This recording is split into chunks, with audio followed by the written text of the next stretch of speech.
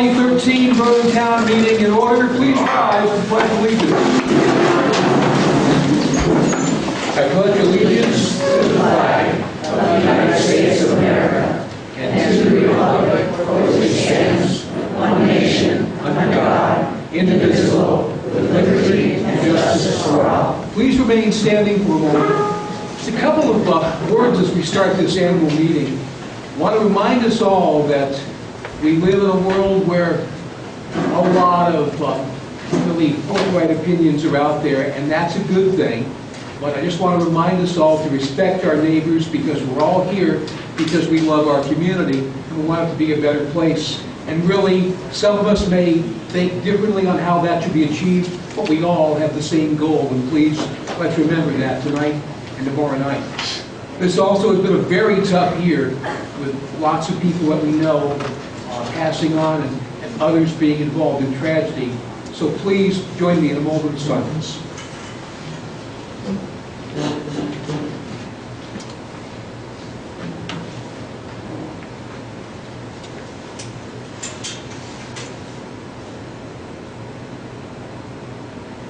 Thank you. Please be seated. Now, before we go any further, I'd like the town clerk to come forward and read the preamble for tonight's warning. It's on, but it's not very loud. I guess I must have to scream into it tonight. Legal voters of the Vernon Town and Vernon Town School District are hereby notified and warned to meet at the Vernon Elementary School Cafetorium at 6:30 p.m. on Monday, March 4th, 2013 in said town to act upon articles beginning with Article 4. Said meeting to be recessed to continue the following evening, March 5th, 2013 at 7:30 p.m. in the same location if needed. Voting on Articles 1, 2, and 3 will be by Australian ballot in the Town Office building downstairs on March 5th, 2013. Polls will be open from 7 a.m. to 7 p.m. Thank you. A few ground rules as we get the meeting underway. When you came in, you were each handed a voter card. Looks something like this. Now, please make sure that you hold this up to be recognized at the meeting. Just want to go over some of the other ground rules. There we are. Again, all parliamentary discussion is by Robert's Rules of Order. Voting on all matters by voice, by division, or by paper ballot. Division can be had at the discretion of the moderator or on the demand of one voter. A vote by paper ballot shall be had upon demand of 7 or more voters.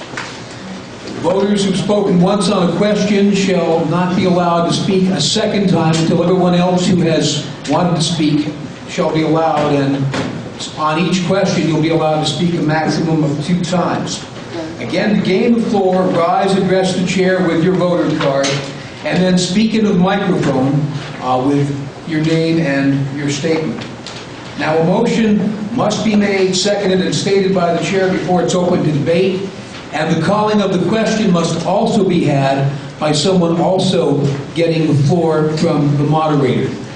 A couple of announcements. Very glad to see the Vernon PTC here tonight with refreshments.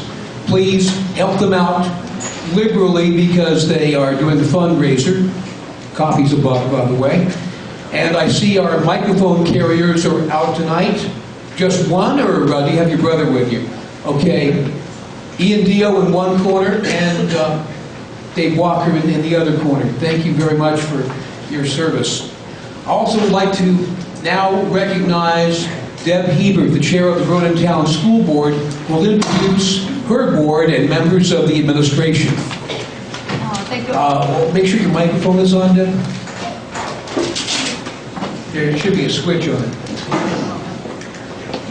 Thank you all for coming. And close to the mic, please. No one can hear you. Thank you all for coming. I'm Deb Hebert, chairman of the school board. To my left is Walter Rowe. He's our clerk. You're still not being heard, so really get right into that microphone. I'm sorry. Okay. Better? That's better. To my right is Michael Hebert. To his right is Marianne Gardner, vice chair. And to her right is Kelly Lee Allen. And we have administration here. Principal Mark Spino. Stand up. Superintendent Ron Staley. And our financial wizard, Jim Kane. Thank you. And Mr. Moderator, I would like to ask If you could hold that until we open discussion, I will now recognize you for the purposes of a special motion. Thank you. I would like to suspend the order so that we may give a brief presentation of our budget to the body this evening. Do we have a second? Second. Moved and seconded that we suspend our rules and allow discussion of the school budget out of order of the normal course of business. This does require a 2/3 vote. All those in favor, please say aye. Aye. Those opposed, nay. The ayes appear to have it. The ayes have it. Discussion of the budget is next, and with that, the chair will recognize Mrs. Heaton. Thank you so much. You all have a copy of our budget. There's just a few articles, a few things that we would like to point out. I'd like to begin with stating that when we started our budget, we were looking at an increase of approximately 10%. The board did not want to come to this body in the town with that type of increase, so we literally went line by line, and we have brought our proposed budget to you down to an increase of 4.84%. The statewide average is about 5.5%, so we're still coming in well below what the statewide increase is. There are a few things that I'm not going to go over line by line with you, but I did want to point out just a few things so that you know what you're voting on tomorrow. We do have in our budget on page 1, you'll see we're requesting an additional teacher, and that is because we're anticipating a larger kindergarten this year. We also have on page 1, you'll see Fiber Connect. That is the internet service that is coming to the town and to the school, and this is for a faster internet. So we wanted to point that out to you. Our 6th grade is actually graduating 21 students, and we're anticipating 26. So our numbers are going up, which is a good thing for us. Some of the other costs that we are seeing are increased healthcare costs. That's 14% this year. Also, if you notice on page 5, over the last 3 years, our special ed costs have increased over $106,000. Now, that does not mean that we have additional students. That means the intensity of what our students need is the reason for that increase. What that brings us to, in order to keep this down, we did choose not to fund our capital plan this year. That will come back next year. So what that brings us to is an overall budget of, if you look on the last page, you'll see the total, $4,292,785. Now that is over what the state is allowing us, so therefore tomorrow you will see 2 questions that will be proposed to you. And if you look on page 59, the first question, page 59 of your town report. This $4,200,000 is in 2 different questions. The first question must pass in order for the second question to be approved.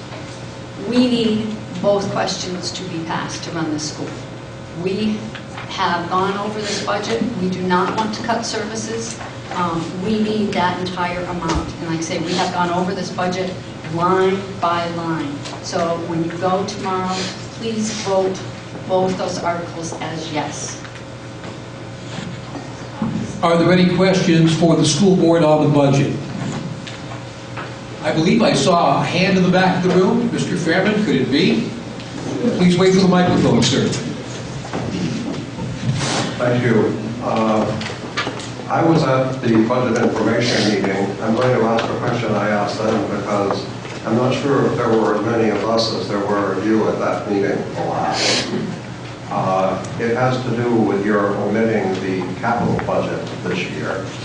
I happen to know of a situation in another town, Vernon Town, not far away, where they did that for several years and it came back to bite them. So I'm wondering, actually two questions. First one is, if you were leaving the amount in the capital budget this year, how much would that be?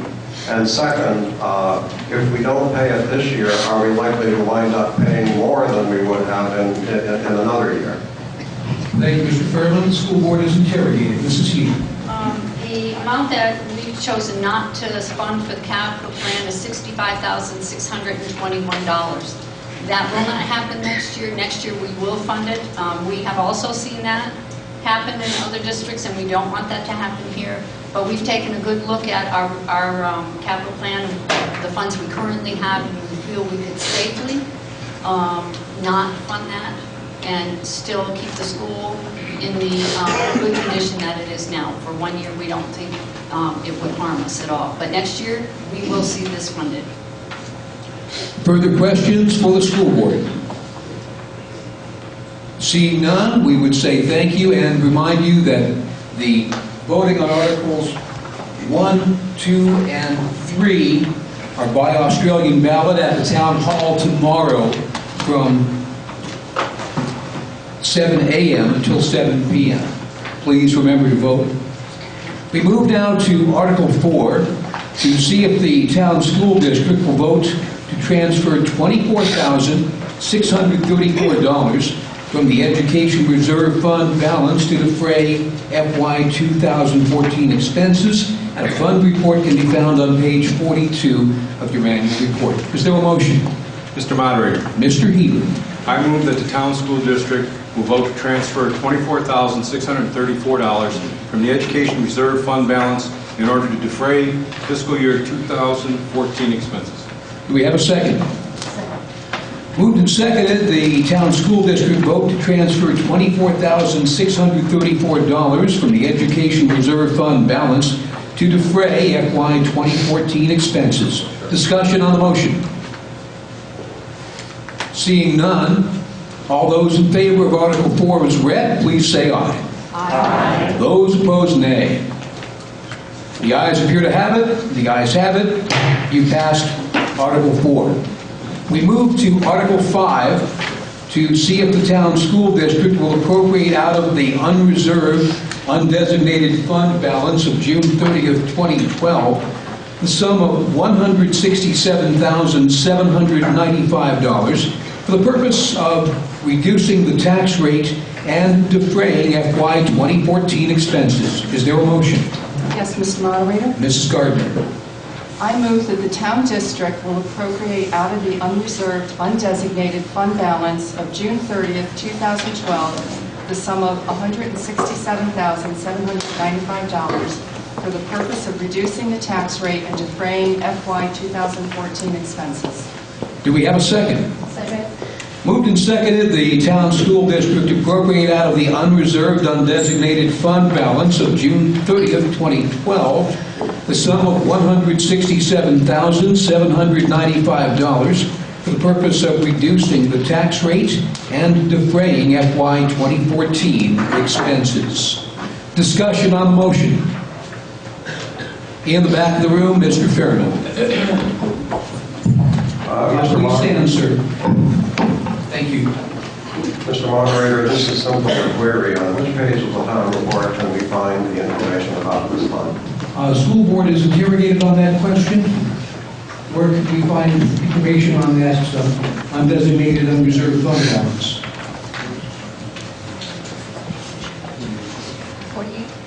42. Page 42, sir. And the name of the fund is? And the name of that fund is, again, the Vernon School Reserve Fund, Vernon School Reserve Fund. bottom left.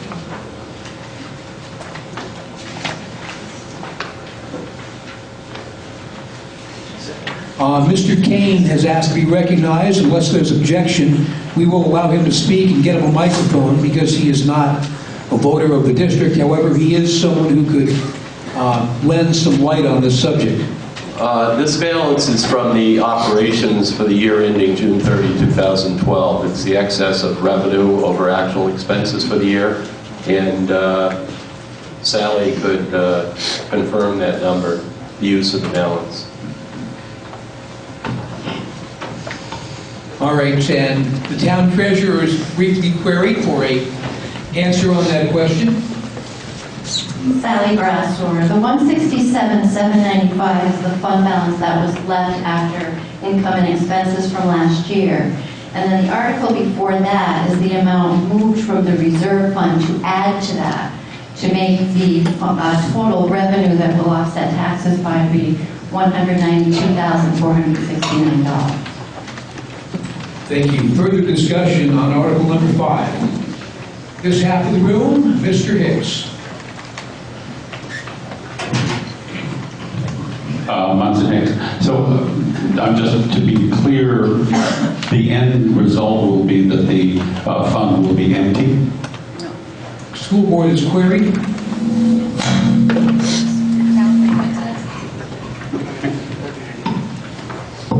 Sally? No, if you look on page 42, what's going to come out of that fund is the $24,634. The fund balance is actually what was left after all the income came in and the expenses were paid last year. There was a balance left. So that money we used to offset taxes, but we have been using a figure of $192,469 and we wanted to keep it at that. So we're using some of that reserve fund money. Eventually it may be gone if we continue to use it, but it's not gone after this. How much is that? Thank you. We'll take the amount and subtract the $24,634 from it. Thank you. Only the $24,634 is coming out of that fund. All right, further discussion on article number 5. Rana, please wait for the microphone, neighbor. Thank you. Ronald Lockever. If we have all this, if we have money, and why do we need the next article? Please hold the... Why do we need Article 6? Why do we need to borrow money if we're bringing money out of reserve funds? The school board is queried. I know I'm jumping the gun or jumping ahead. I don't know if that's kosher. You're treading the line, but I will allow you because it narrowly discusses Article 5. Thank you. You're welcome. Mr. Hebert, and please grab the microphone, Mike. Thank you for that. Is that everybody here? Okay. Thank you for the question. In the next article will be a full explanation, but that is for an energy efficiency project that we're doing in the school in cooperation with Efficiency Vermont, and we are borrowing money from Efficiency Vermont, a no-interest loan, because it's a significant amount of money that we would have to use to do that project, and we don't want to expend our fund balance on something that we can essentially get money that's not going to cost us any interest on. So we maintain our reserve. I will allow you one follow-up if you possibly could. Just hold it to one additional question. Will we have to pay more taxes? Will it increase our taxes? The school board? The loan. No, it will not. All right, further discussion on Article number 5. Mr. Fairman will recognize you for a second time. Mr. Moderator, this has become confusing because for Article 4, we were told to look at the Vernon School Reserve Fund on page 42. And it seems that for Article 5, we are told to look at the same fund. But the numbers simply do not add up. I'm wondering if someone, perhaps the town treasurer, can explain to us in detail how we get $167,795 out of an account with a reported balance of $149,143.38. Thank you. The town treasurer is queried. Okay, we're not getting the 167,795 from that reserve fund. Unfortunately, this year, we had our school audit, and the audit was delayed in getting to us, so the audit did not get into the town report. If it had, you would have seen the fund balance. We would have been able to show you where it was. The fund balance is not part of this reserve fund. This reserve fund was set up 2 years ago, and the first year we put in $148,000, and last year we put in $2,081. What the difference was between what we were going to use to offset taxes and what was left. So that fund, that's why we use that fund. But we usually every year have a fund balance after all, as I said, all the income and expenses, and that was what was left over. So it is not coming from that reserve fund, only the $24,000 is coming from the reserve fund. Does that help? It does, thank you. Okay. Thank you. Any further discussion on Article 5? And seeing none again, Article 5 is that the town school district appropriate out of the unreserved, undesignated fund balance of June 30th, 2012, the sum of $167,795 for the purpose of reducing the tax rate and defraying FY 2014 expenses. All those in favor of Article 5 as read, please say aye. Aye. Those opposed, nay. Nay. The ayes appear to have it. The ayes have it. We passed Article 5. We move to Article number 6 to see if the voters of the Town of Vernon School District vote to grant authority to the school board to incur interest-free debt through the Green Mountain Power Evergreen Fund in an amount not to exceed $65,000 to be financed over a period not to exceed 5 years for the purpose of financing the following electrical efficiency projects. I beg your pardon. Headline, the Vernon School Lighting Efficiency Project. Is there a motion? Yes, Mr. Moderator. Ms. Allen. I move that the vote... Go ahead. Make sure that the switch is on. I move that the voters of the Town of Vernon School District will vote to grant authority to the school board to incur interest-free debt through the Green Mountain Power Evergreen Fund in the amount not to exceed $65,000 to be financed over a period not to exceed 5 years. The purpose of financing the following electrical efficiency projects: Vernon School Lighting Efficiency Project. The financing mechanism that the district will use is the Green Mountain Power Evergreen Fund, which allows school districts to borrow money at 0% interest over as much as 5 years for the purpose of financing energy efficiency projects. The estimated savings from the lighting efficiency projects are projected to save the school approximately $10,700 in annual electrical costs at the current utility rates. The project savings amount is less than the debt service payments will be on the loan. The lighting efficiency measures have a life expectancy of at least 15 years. The project for the first year payment of $10,900 are included in the proposed operating budget. Is there a second? It has been moved and seconded that the voters of the Town of Vernon School District vote to grant authority to the school board to incur interest-free debt through the Green Mountain Power Evergreen Fund in an amount not to exceed $65,000, be financed over a period not to exceed 5 years for the purpose of financing the following electrical efficiency project, the Vernon School Lighting Efficiency Project. Does the school board wish to speak to its motion?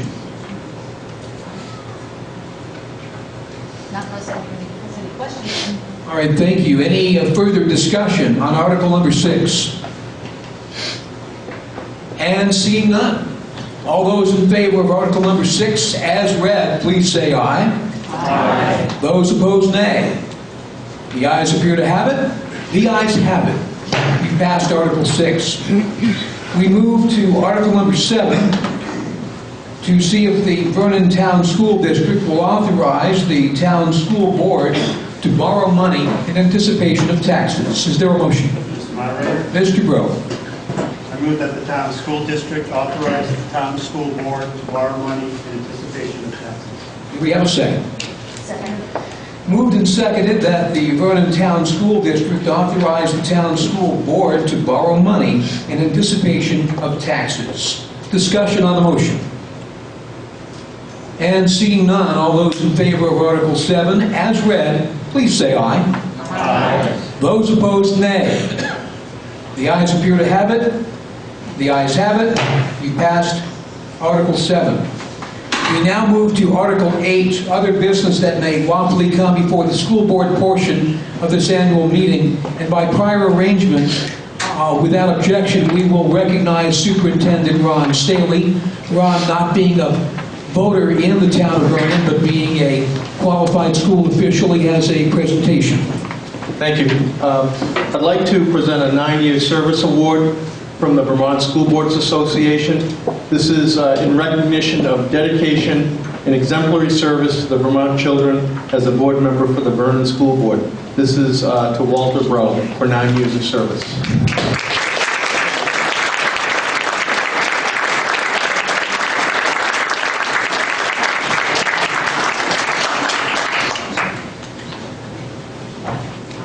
And another recognition to an outgoing Vernon Town School Director in recognition and appreciation of your dedication to the students and families of the Vernon Town School District during your 4 years of service on the Board of School Directors. Kelly Lee Allen.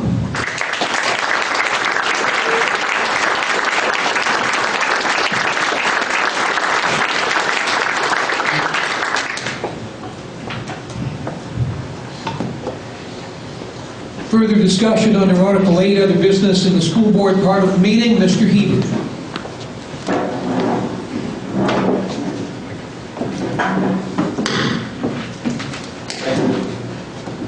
Thank you, Mr. Moderator. First of all, I'd like to thank everybody for coming tonight. It's nice to see people in the auditorium here to listen to what we have to say about our budget and hopefully get to brag about our school a little bit. But this is on a different matter. For 23 years, we've had the good fortune to have Sandy Harris as our town clerk. While Sandy doesn't do a lot of direct interaction with the school board, she has been a tremendous resource to us, and especially when we needed information from the Vermont League of Cities and Towns. And also, she was an intricate member of the town clerk, I think it's your association. And I frequently saw her in Montpelier, and she was very influential in many of the things that that organization has done. So the school board would like to thank Sandy for her years of service, and wish her good luck in her retirement. Although she's now on the select board, I don't know why anybody would want to do that, but she is. So Sandy, thank you very much for your service. It's been awesome working with you, and I don't know who's going to be elected to replace you, but they got some seriously big shoes to fill.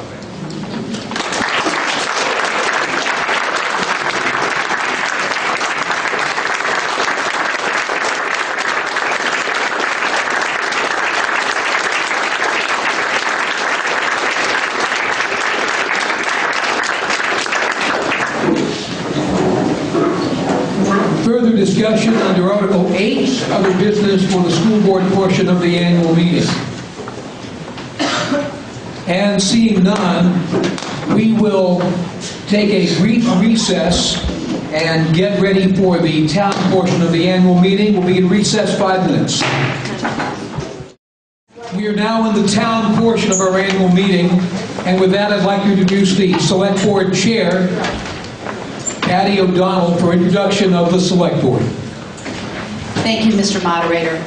On my left, I have Bobby Miller, who is serving his last nights as a select board member tonight. He is going to retire for a little while. Next to Bobby, I have my vice chair, Chris Howe. To my right is Jeff Dunkley, and Sandy Harris is also a member of the select board. Thank you. And with that, we'll resume our meeting with Article number 9 to see if the town will accept the report of the town auditors as printed in the town report, and you shall find that on page 2 of your annual report. Is there a motion? Mr. Moderator. Mr. Dunkley. I move that the town accept the report of the town auditors as printed in the town report. Is there a second? Second. Moved and seconded that the town accept the report of the town auditors as printed in the town report. Discussion on Article number 9. Mr. Vernon. Right in back of you, sir, is a microphone. Mr. Moderator, last year we had a discussion at town meeting regarding the possibility of an external audit. The summary of that is on page 59, but you gave me permission to raise it under this article. I would like to follow up on what has been done regarding an external audit for the town of Vernon. Since we are discussing the question of audits, that discussion has been ruled proper by the chair. The board is queried. Mrs. Howard. Hi. The reason why we didn't do it this year, it was because the treasurer was having a, were you having an audit? School audit. And when we decided that... Please hold the microphone closer. We can't hear you, Sorry about ma'am. that. So we decided that we would hold off on that. And Sandy retiring. The treasurer is queried. Sorry.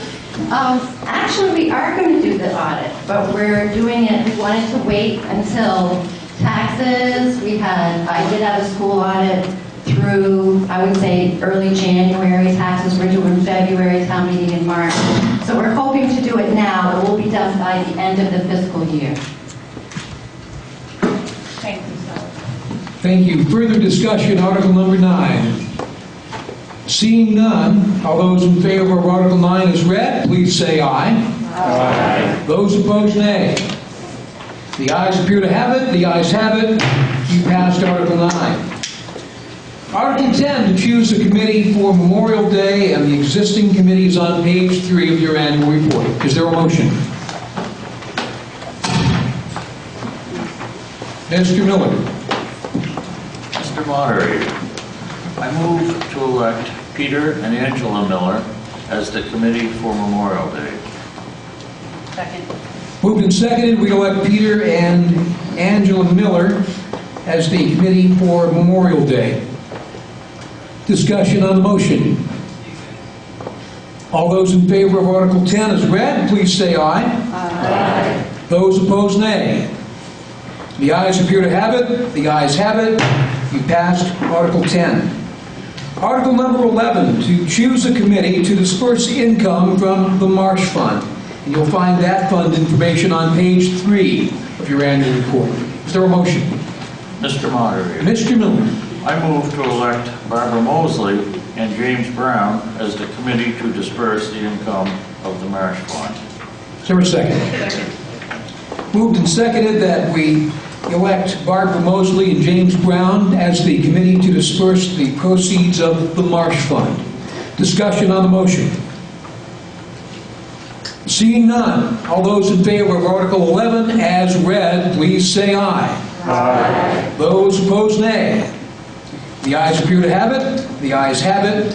You pass Article 11. Article number 12, to see if the town will accept the report of the library trustees as printed in the town report. Is there a motion?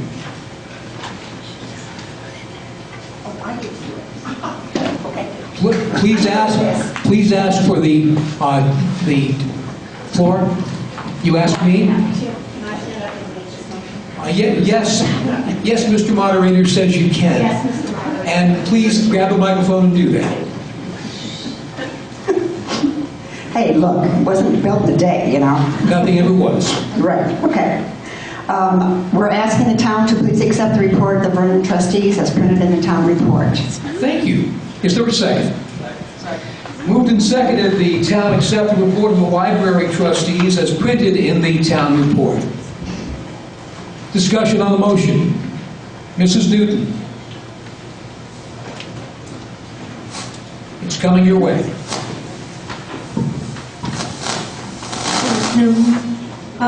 There is no report in the town report for the trustees. It was never submitted to us. There is no report in the annual report. Is there a report somewhere else that we can find? Anybody have an answer to that question? Do you have a report you can submit to us?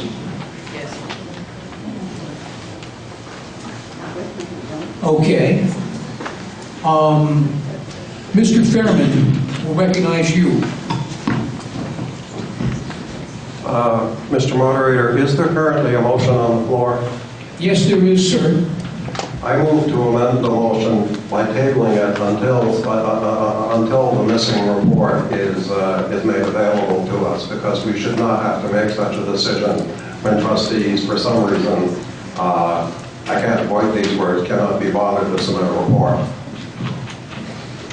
Is there a second to the motion that I heard in there? Mr. Moderator? Hold on, one person at a time. Mrs. O'Donnell, you were first. Mr. Moderator, I would just like it to be mentioned that the people who serve as library trustees are volunteers. And sometimes the process isn't well known by people. So it's not a matter of not bothering to submit a report. It's probably a matter of not knowing the difference. And I think this goes down to when the moderator asked that we treat everybody with respect. Thank you. Point of order? I see a report on 34 and 35. You need to use a microphone. I cannot hear you. I see a report on page 34 and 35. Well, let's all look to page 34 and 35.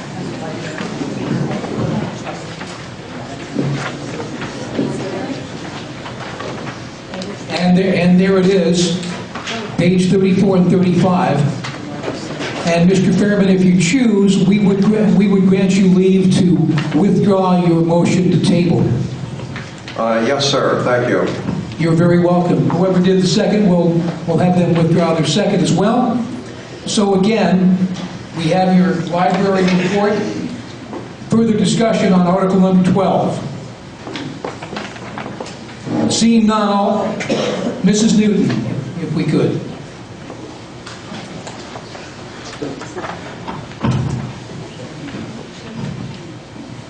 The trustees' report was not submitted. On page 34, you're looking at the librarian's report, and on page 35 is the budget.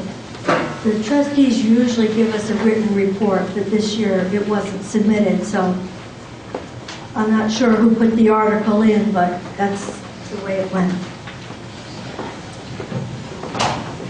Further discussion on the article. Mrs. Harris, can we get Sandy a microphone, please?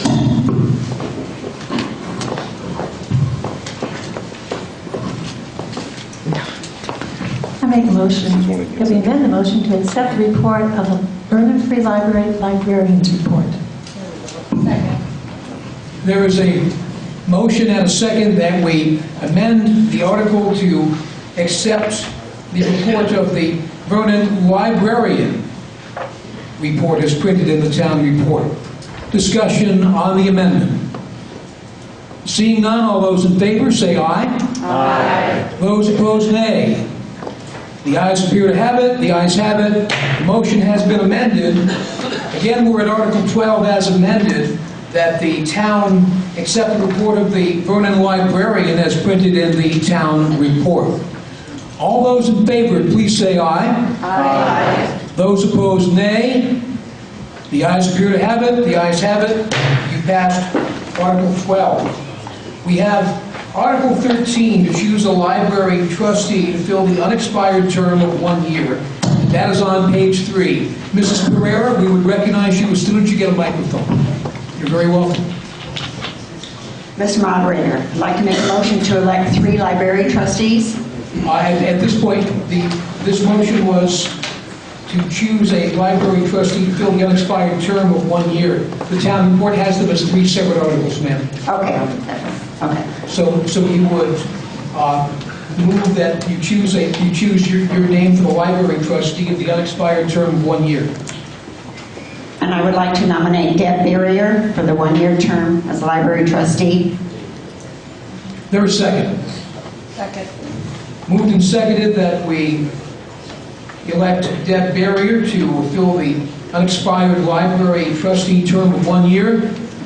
Further discussion? And seeing none, all those in favor of Article 13, please say aye. Aye. Those opposed, nay. The ayes have it. You've passed Article 13. We have Article 14, to choose a library trustee to fill the unexpired term of 2 years. Chair would recognize Mrs. Pereira. Mr. Moderator, I move to elect Brana Salakover for the term of 2 years. It's okay, I tripped over that too. It's been moved that Rana Glockover be chosen to fill the unexpired library trustee term of 2 years. Is there a second? Second. Moved and seconded for Article 14. Discussion on the motion. Seeing none, all those in favor of Article 14 as read, please say aye. Aye. Those opposed, nay. The ayes appear to have it. The ayes have it. You passed Article 14. We move to Article 15 to choose a library trustee to fill the unexpired term of 3 years. Chair would recognize Mrs. Pereira. Mr. Moderator, I move that Ellen Markle be elected as library trustee for the term of 3 years. That was Ellen Lockery? Merkel. Ellen Merkel, okay. Second. Moved and seconded that Ellen Merkel be chosen to fill an unexpired library trustee term of 3 years. And now, Mr. Moderator, I have to amend that because it's to fill the term of 3 years. To fill the unexpired term of 3 years, that's what we said. Not unexpired. Unexpired, okay. Thank you. I will accept that as a friendly amendment if the seconder does the same, and that's what we do. So, motion is to choose Ellen Merkel to fill a library trustee term of 3 years. All those in favor of the motion as read, please say aye. Aye. Those opposed, nay. The ayes appear to have it. The ayes have it. And you have passed Article 15. We move to Article 16. Mr. Moderator, can I speak one more time? We passed the article. True. I wanted to say thank you. I will grant you leave to do that since you... oh, please go ahead. So you wish to thank us, and we're happy. I wanted to thank you and also we made a whole list of wonderful things that the library has to offer. Some of you have not had a chance to come. And I don't know how many of you run a small business, but now you're going to have access to use of our new program that we're having there. We have access to, if you have an MP3 player and you don't know how to work it, they can help you at the library. If you have a shuffle, you don't know how to work it, they can help you at the library. iPad, if you have a new computer, you don't know how to work it, they can help you at the library. If you want to check out movies free, and free books at the library. By the way, Mrs. Pereira? Yes. It seems as though as you've gotten into this might be more appropriate for discussion under Article 16, the annual library budget. I apologize, but I will allow you to speak under Article 16. Okay. Remember everything I said in case I forget anything. Thank you. We move to Article 16 to see if the town will raise $125,096 and appropriate the sum of $130,759 for the administration of the Vernon Free Library. The amount is equal to the budget of $130,759 minus $5,663 in excess funds from the 2011-2012 budget. And you'll find the budget on page 35 of your annual report. Is there a motion on the floor? Mrs. Pereira. Mr. Moderator, I would like to make the motion the town raise $125,096 and appropriate the sum of $130,759 for the administration of the Vernon Free Library. Is there a second? Second, sir. Moved and seconded that the town raise $125,096 and appropriate the sum of $130,759 for administration of the Vernon Free Library. Mrs. Pereira, do you wish to speak to your motion?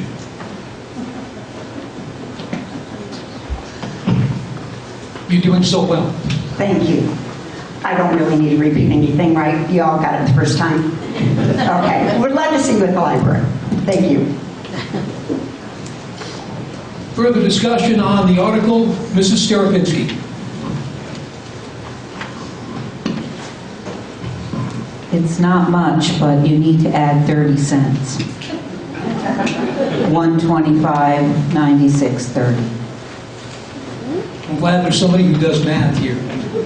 Will you accept that as a friendly amendment to the motion, Mrs. Pereira, and seconder as well? Thank you.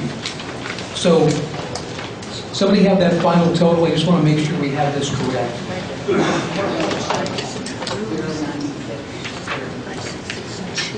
Okay, got it. 125, 096, 30. Thank you.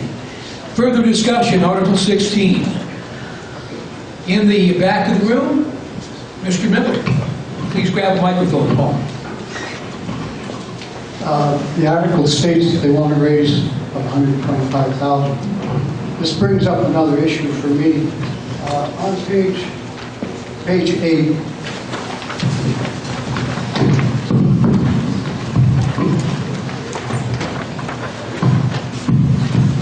we have under the Janine and Miller Forest Fund a balance of $176,000.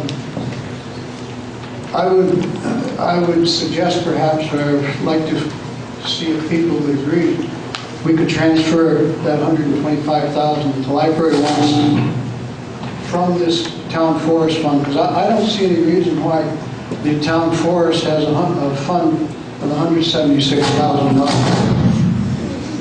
While that may or may not be a noble idea, that has not been warned for the annual report, and we could not bring that up at this time.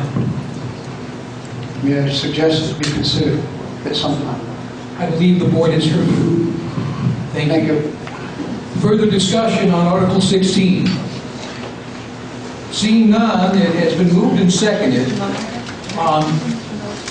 Mrs. O'Donnell, please continue. It is the plan, Mr. Miller, of the Select Board to look at all of the funds that we have in town and see which ones can be deleted for the next coming year, and try to defray taxes as much as we can in the future with that.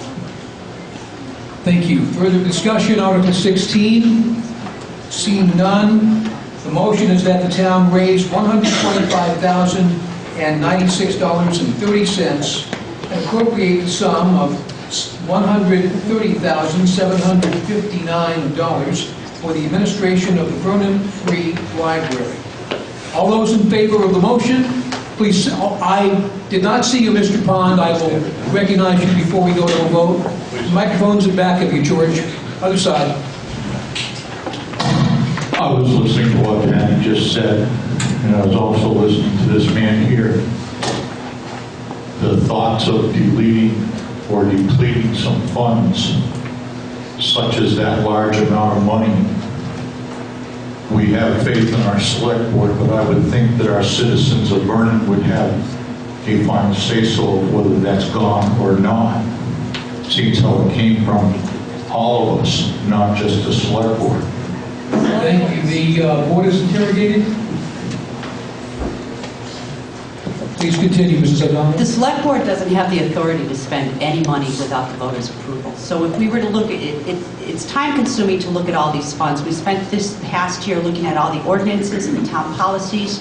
Our game plan is to go on to the funds, look at the funds. That would come to town meeting as an article, and the town would have to vote on whether or not those funds are to be rolled over into another fund line. And the hope is for it to go towards defraying taxes in the future. But the Select Board doesn't have the authority to spend money without the approval of the voters, no matter what we do with the budget. Thank you. Further discussion, Article 16, Ms. Lockver.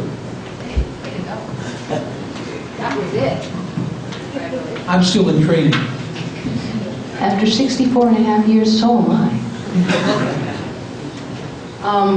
I'd just like to correct the number, because If you look on page, the 30 cents is not necessary because somebody very smartly, when they wrote the article, raised up the 5,000 amount, the $5,662.70, they rounded up. So the 30 cents is not necessary to tack on. It's been included. I'm not a mathematician, but I think that is right. You are correct. We will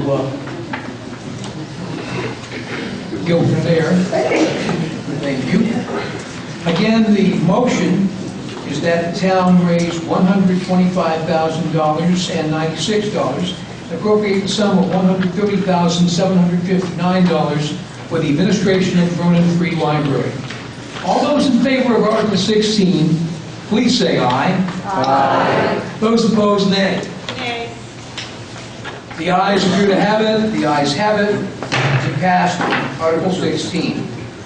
Article 17, to see if the town will exempt the Pond Road Chapel from real estate taxes for the years 2013 through 2017. Is there a motion?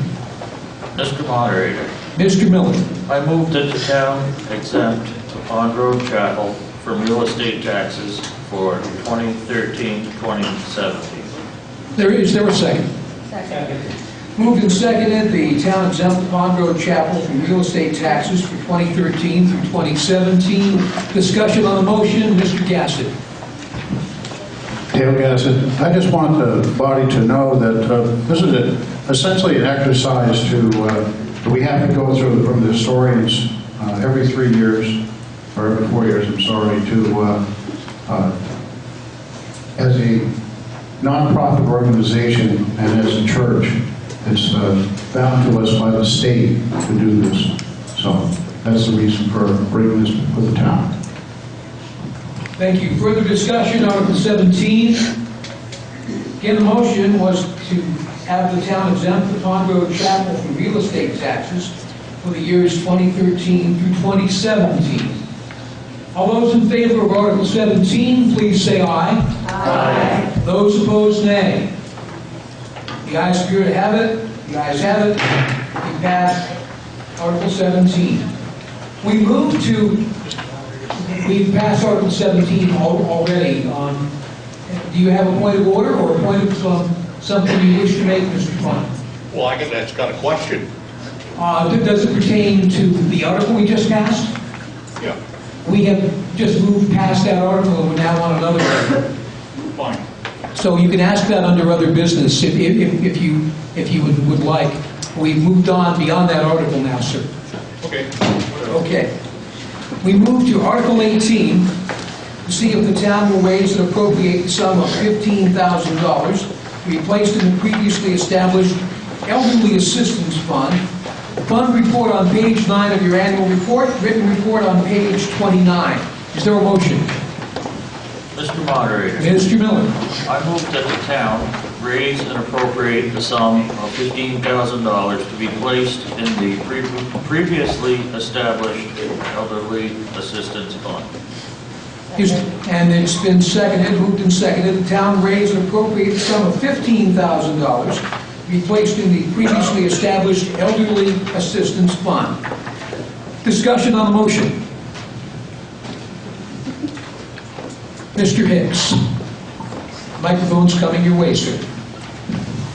Thank you. On January 22nd, the Select Board voted to give $20,000 to this fund, according to the records.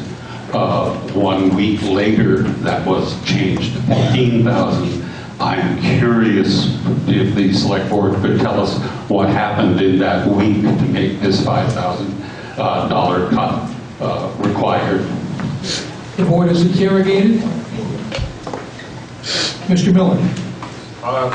We did that in order to save money and to lower the budget.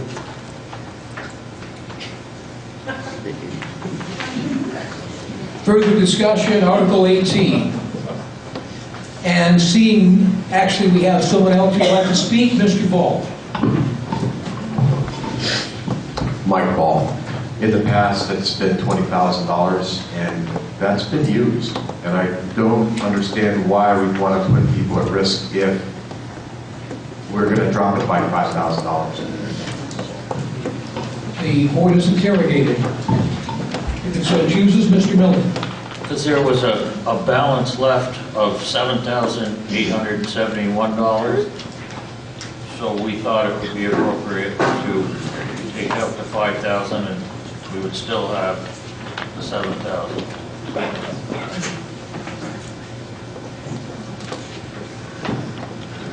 Thank you.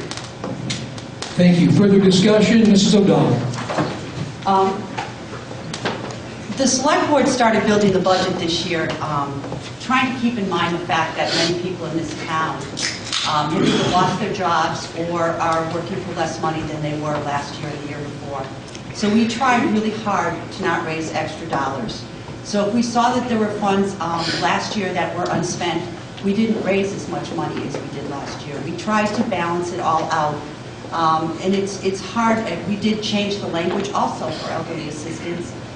We increased the age because it was 59 and a half, and we increased it to 95. I mean, Mrs. O'Donnell? Mrs. O'Donnell? You are discussing something that's part of a future article, and I'm sorry, I am discussing the future article. But the current discussion is on the appropriation. The reason why we appropriated what we did was because we hadn't used the money last year, so we didn't want to appropriate money that we didn't need. Mr. Hicks will recognize you on this article for a second time.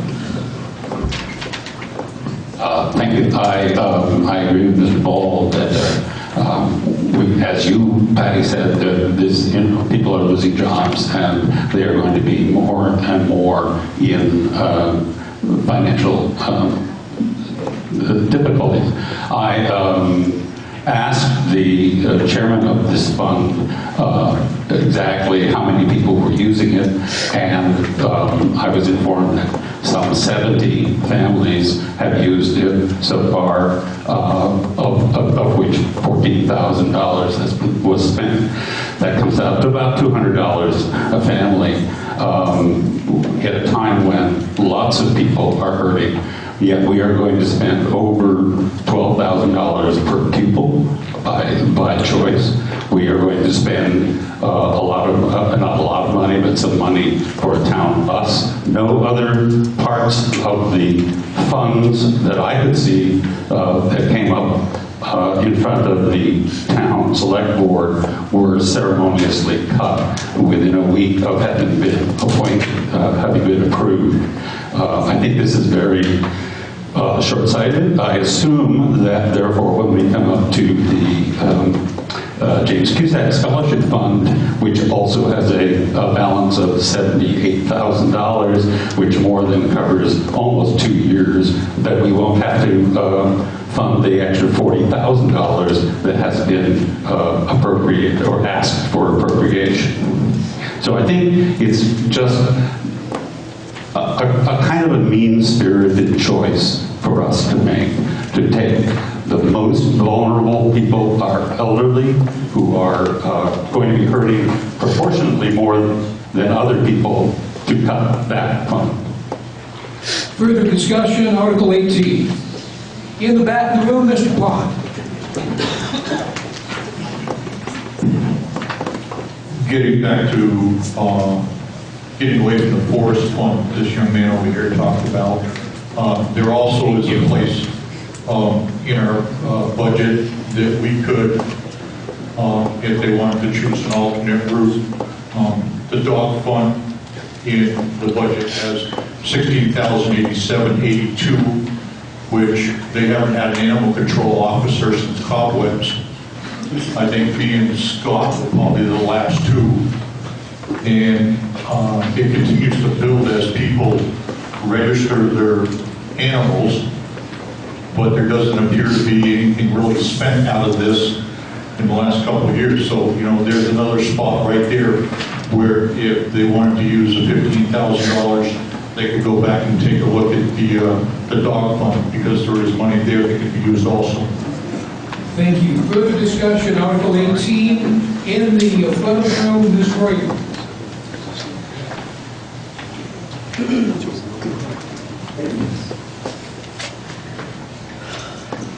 Okay, here come the words that while I was on the select board nobody wanted to hear, which is, I'm confused. Which doesn't stop there. Let me ask the board a question. We normally raise $20,000 for senior, for the elderly assistance, is that correct? The board is interrogated. Maybe you should use the other wireless microphone. That one's feeding back. Ian's coming your way.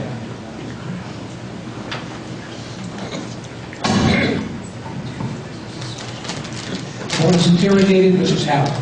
Oh, yes, that is true. Okay, so we raised 20,000.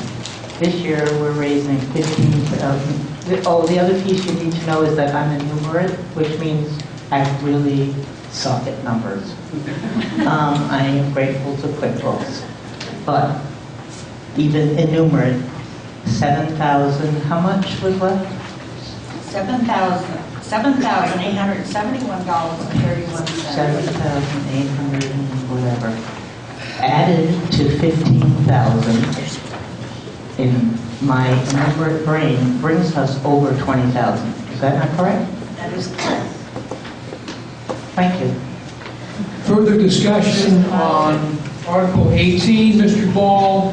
Oh, excuse me, are you answering the question or are you looking to speak, Mrs. Howard? I was looking to speak. Okay, The moderator. I will allow you to speak, and then we have others who wish to speak on this question. Okay. Number one, if you want to raise that up from 15 to 20,000, that is your prerogative. It is an article, and that's why we brought it to the people. It's for the people to either pass as is, or raise, or take away. It's up to you. That balance of 7,871 blah blah was as of July 1st, 2011. Last year, they spent out of that fund approximately 13,000, which left as of June 30th, 2012, $14,956. I don't know the figure that was spent this year. I think that was about 13,000 as well. I'm not sure. Mary Lynn may be here. But even if you raise just the 15,000, you will still have over 20,000 approximately.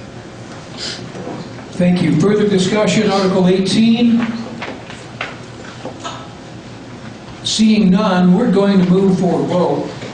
Again, the motion is that the town raise and appropriate the sum of $15,000 be placed in the previously established Elderly Assistance Fund. All those in favor of Article 18 as read, please say aye. Aye. Those opposed, nay. The ayes appear to have it. The ayes have it. You passed Article 18. We move to Article 19 to see if the town will revise the elderly assistance criteria to reflect a change from 59.5 years of age or disabled to 65 years of age or disabled, and revise have been a resident of Vernon more than 6 months to have been a resident of Vernon more than 12 months. Again, the fund report is on page 9, written report page 29. Is there a motion? Mr. Moderator. Mr. Miller.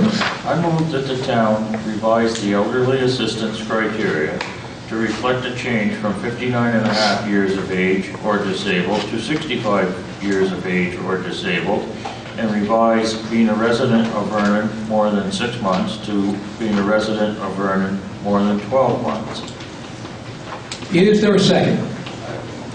Moved and seconded, the town revised the elderly assistance criteria to reflect a change from 59.5 years of age or disabled to 65 years of age or disabled, and revise have been a resident of Vernon more than 12 months to been a resident of Vernon more than 12 months. Discussion on Article number 19. In the back of the room. Faith Jobin. I can understand moving it from 6 months to 12 months.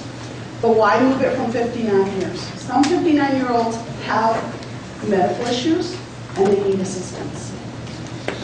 The board is interrogated.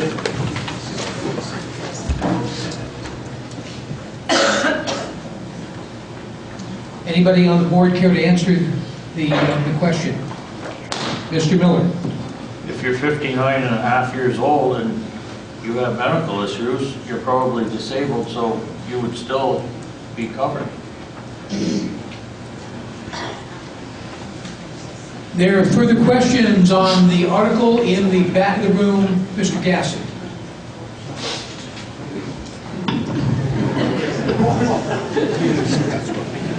A quick question for the board, Dale Gasson. On what basis? I mean, I don't have a problem with it. I'll have to wait another year or two. What was there a financial accounting, or was there a financial basis on which this decision was made? If somebody done an analysis to say, okay, there's 5 years worth of so many people. I mean, I'd like a little bit of reason behind this decision. The board is interrogated. Mrs. O'Donnell. It was done more than anything just to kind of bring it up in line with what Medicare is and other disability groups are. 59 and a half really isn't, an age that you're eligible for anything. So it was to bring it more in times. Now, right now, we don't have anybody that's 59 and a half that's even getting elderly assistance. We have in the past. I'm going to be honest with you, but it was to try to update some of these issues. Now, I'll bring people back a few years. We had an elderly assistance for a lot of years. We had an elderly assistance fund, and then we built elderly housing.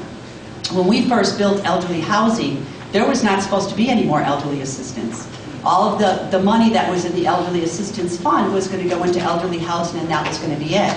Well, the voters decided at that time to keep the fund going with a minimal amount of money, but just to try to help people, plow their driveways and so forth, things like that. So the fund was reenacted, it never actually was closed. The townspeople voted to put more money into that fund. But as Social Security numbers and everything else go up, we felt it was, was better to kind of keep in line with all of that. So that's really why it was done. And again, this is an article. It's a suggestion.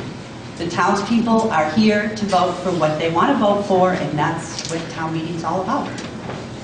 Further discussion, article number 19, Mr. Hicks. I tried to get a more complete idea of the discussion that the select board had, but unfortunately, none of the recordings have ever gotten to the library, so it's impossible to preview how this came about. I did talk to Marilyn Sherlin for information as to why this was important. As Patty said, no one who's between 59 and a half and 65 are currently using this, and no one who is between 6 months and a year living here is currently using this. So this seems to me to be a solution in search of a problem, that there's no reason to do this other than to make it look tidy, I guess, to conform to Medicare or Medicaid. But there will be, as Patty said, there are possibilities that some people will need it. And as we're talking about more and more people needing assistance in this town as they lose jobs, particularly in the 59 to 65 year age, where it's almost impossible to get a job if you lose it. It doesn't make sense to pass this just to be tidy. Further discussion, article 19, Mrs. Starapinsky.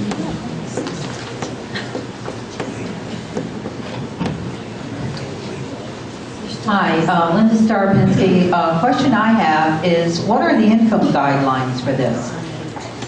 Because if we do have some people who don't need financial assistance, who may or may not be able to avail themselves of this. And I wondered if we wanted to leave it at 59 and a half, if we wanted to establish income guidelines, or have a committee look at income guidelines. Because we'd like the fund to last. The board is interrogated to answer the question that Mrs. Terapinski put out there. If you could do that on microphone, please. Mrs. Howell. I don't know what you're asking. It is up to you people to change it if you want to. We just, like Patty was saying, to conform to the Medicare. But for people, I don't know if everyone understands, there is another fund that we have that's called the Alice J. Brooks Fund. And it's for families with small children or to help the elderly as well. So there is another fund that you can ask or request funds from. Sorry about that. Can you hear me now? No, I have AT&T, so probably not. I was thinking more of the blocks, turn the Sorry. microphone up, that might help us. I guess that's... All right, further discussion on Article number 19. Mrs. Miller.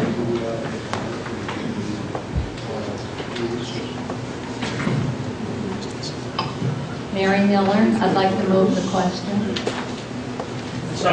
Moved and seconded that we cease debate on Article 19. This takes a 2/3 vote. All those in favor of ceasing debate, please say aye. Aye. Those opposed, nay. The ayes appear to have it. The ayes have it. You cease debate. We move to a vote on the article as read. For the town to revise the elderly assistance criteria to reflect a change from 59.5 years of age or disabled to 65 years of age or disabled, and revise had been a resident of Vernon more than 6 months to been a resident of Vernon more than 12 months. All those in favor of Article 19 as read, please say aye. Aye. Those opposed, nay. Nay. The ayes appear to have it. The ayes have it. You passed Article 19. We move to Article 20 to see if the town will raise and appropriate the sum of $9,160 and authorize the select board to expend the same for the support of the following in the designated amounts by petition. The town is free to delete or modify any individual item from the proposed list by amendment under the article. The list, as printed in your town report, has the following: Brattleboro Area Hospice, $300. Brattleboro Area Drop-In Center, $3,000. Connecticut River Transit, $600. Green Mountain RSVP, $510. Senior Solutions, formerly Council on Aging, $800. Southeastern Vermont Community Action, Inc., $2,100. Wyndham County Humane Society, $1,000. Women's Freedom Center, previously Women's Crisis Center, $850. Is there a motion? Mr. Moderator? Mrs. Howe. I move that the town raise and appropriate the sum of $9,160 and authorize the select board to expend the same for the support of the following in the designated amounts by petition. The town is free to delete or modify any individual item from the proposed list by amendment under this article. And it is as follows: Brattleboro Area Drop-In Center for $3,000. Brattleboro Area Hospice, $300. Connecticut River Transit for $600. Green Mountain RSVP and Volunteer Center of Wyndham County, $510. Senior Solutions, the Council on Aging for Southern Vermont, $800. Southeastern Vermont Community Action for $2,100. Wyndham County Humane Society for $1,000. Women's Freedom Center for $850. I would like to also add, not as part of the article, but we do have a paper ballot if you so choose to go that way. Is there a second? Second. Moved and seconded that the town raise and appropriate the sum of $9,160 and authorize the select board to expend the same by the support of the following in the designated amounts as read, and that the vote be by paper ballot. Discussion on Article 20. I see no discussion on Article 20. The town clerk will make sure that ballots are passed out. In fact, Board of Civil Authority members one or two could help you, that would be great. Point of order. What's that? Ballot. What's that? Nobody called for a ballot vote. Actually, the motion by Mrs. Howe did call for a ballot vote. You said you would like to. For the amount, Mr. Moderator, what I said was not as a part of the motion, but if anybody requested it, there were paper ballots. I'm sorry. All right, is there a request for a paper ballot? We need at least 7 of you. Before that, we'll take a point of order for Mr. Fairman. Mr. Moderator, it isn't a point of order. I assume that someone needed to request initially the paper ballot, and if so, I'm doing this. We need 6 others of you to stand and go along with that. We have 7 people standing. 3, 4, 5, 6, 7. You've got it. You've got your paper ballot. Okay, thank you. I appreciate that, Mr. Fairman. So with that in mind, do we have further discussion before we have the ballot? Thank you. Ms. Hockever, we would... Well, one thing my wife can tell you is I'm not perfect. Thanks, Ron. Ron is Lockever. I'm going to have to teach you all a lesson. Okay. Just maybe a tattoo on the inside of my eyeballs. Yeah. Before we go to voting by paper ballot, I would like to rise in support of the Brattleboro Area Drop-In Center and the Women's Freedom Center. Both very, very crucial support to people in our communities. Thank you. Thank you. Further discussion on Article 20, Mrs. O'Donnell? Thank you, Mr. Moderator. I would just like the voters to know, this tends to be a kind of controversial line item every year. So the Select Board actually had all of these organizations get petitions. So that meant that they had to get 75 Vernon voters' signatures on a petition in order for this to be put on as an article. So every one of these programs have support within our community, and it's something that was done very thoughtfully with a lot of hard work by these organizations in getting the 75 signatures. So I just want people to know that. Thank you. Further discussion down front first of all. Thank you. Karen Perlberg. I actually work at SEVCA, and I'm a member of the Vernon community, so I want to tell you a little bit about what SEVCA has done this year for the community of Vernon. If everybody's familiar with SEVCA, Southeastern Vermont Community Action, we're an anti-poverty, community-based nonprofit organization serving Windham and Windsor County. This year in Vernon alone, we weatherized one home. We did emergency heating system, a replacement in a home. 3 individuals received micro-business assistance for their small business programs. Free tax preparation, we helped 16 households. Emergency services, we provided to 27 households. Fuel assistance and utility assistance to 16 households. Housing and other assistance for 2 households. And training in the green industry for a job for 1 household. This was a total value to Vernon of $26,271. And the SEVCA asks for $2,100. That's based on $1 per person in the town of Vernon. So that's the same amount that we asked for last year, and we appreciate your support. Thank you. Further discussion, Article 20, Mr. Chairman.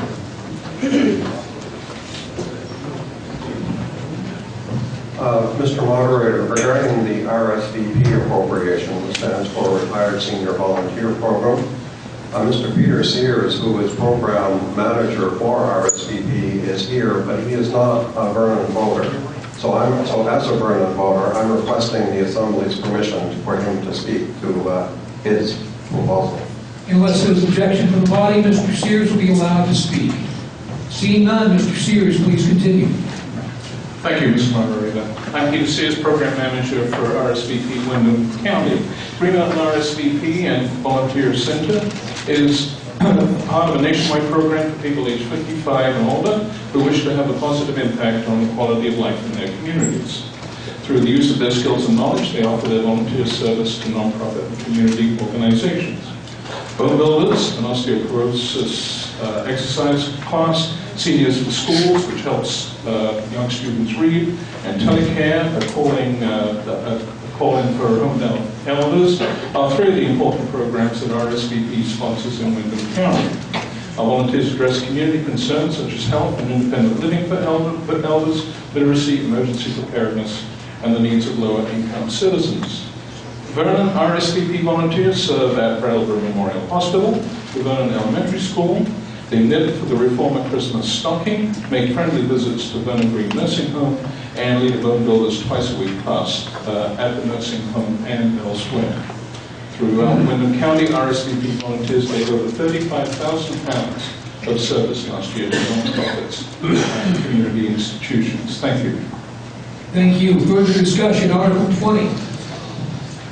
Mr. Pond.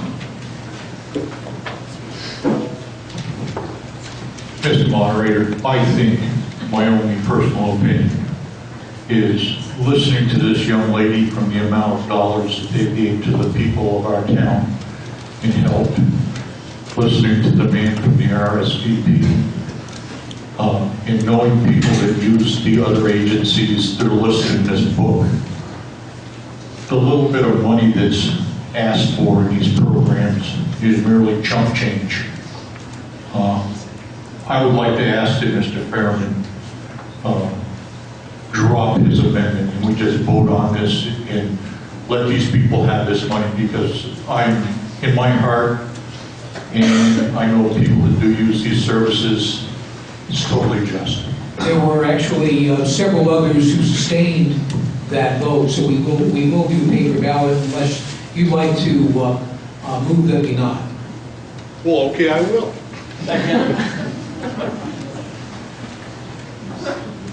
Is there someone wishing to second that? Second. Moved and seconded, we amend our vote to do this by voice vote instead of paper ballot. Mr. Fairman.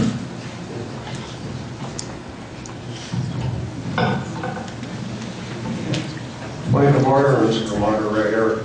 Once 7 members of an assembly have signified that they request a paper ballot, do Robert's Rules of Order permit that to be rescinded by other people? Give me a brief recess and I will give you your answer, sir. Thank you, sir.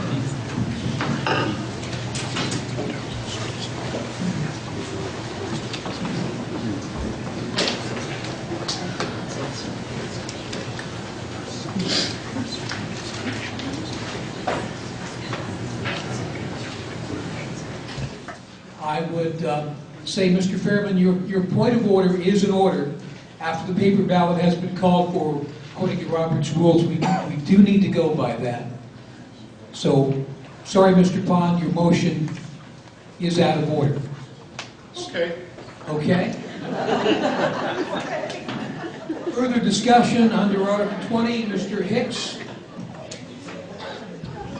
Pursuant to the Select Board's requests, I think we should ask the SEPTA and Green Mountain RSVP not to provide any assistance to anybody unless they're 65 years old and have lived in the town for a year. Further discussion, Article 20, Mr. Heath.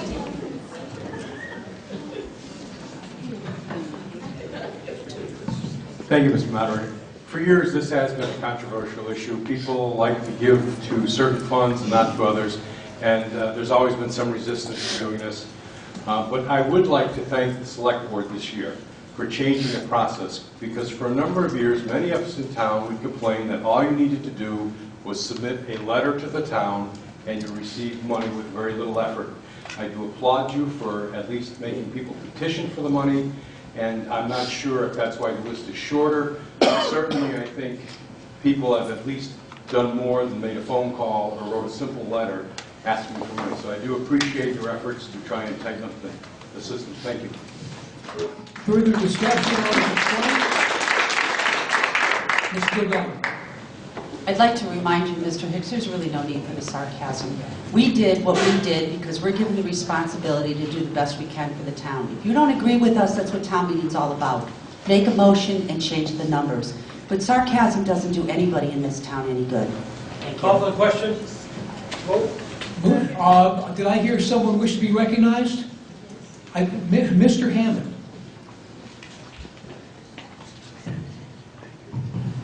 I'd like to call for the vote. We do our vote. Thank you. You're moving to cease debate. Is there a second? Second. Moved and seconded, we cease debate on Article 20. All those in favor of ceasing debate, please say aye. Aye. Those opposed, nay. The ayes appear to have it. The ayes have it. Town clerk will pass out ballots with the assistance of VCA. Please hold up your voter card to get a ballot. We move on to Article number 21. To see if the town will raise and appropriate the sum of $40,000 for the previously established Town of Vernon James Cusick Scholarship Fund. The fund to be distributed in accordance with the Vernon Scholarship requirements. You'll find information about the fund on page 10 of your annual report. Is there a motion on the floor? Mr. Moderator. Mr. Dunkley. Move that the town raise and appropriate the sum of $40,000 to the previously established Town of Vernon James Cusick Scholarship Fund. This fund will be distributed in accordance with Vernon scholarship requirements. Is there a second? Second.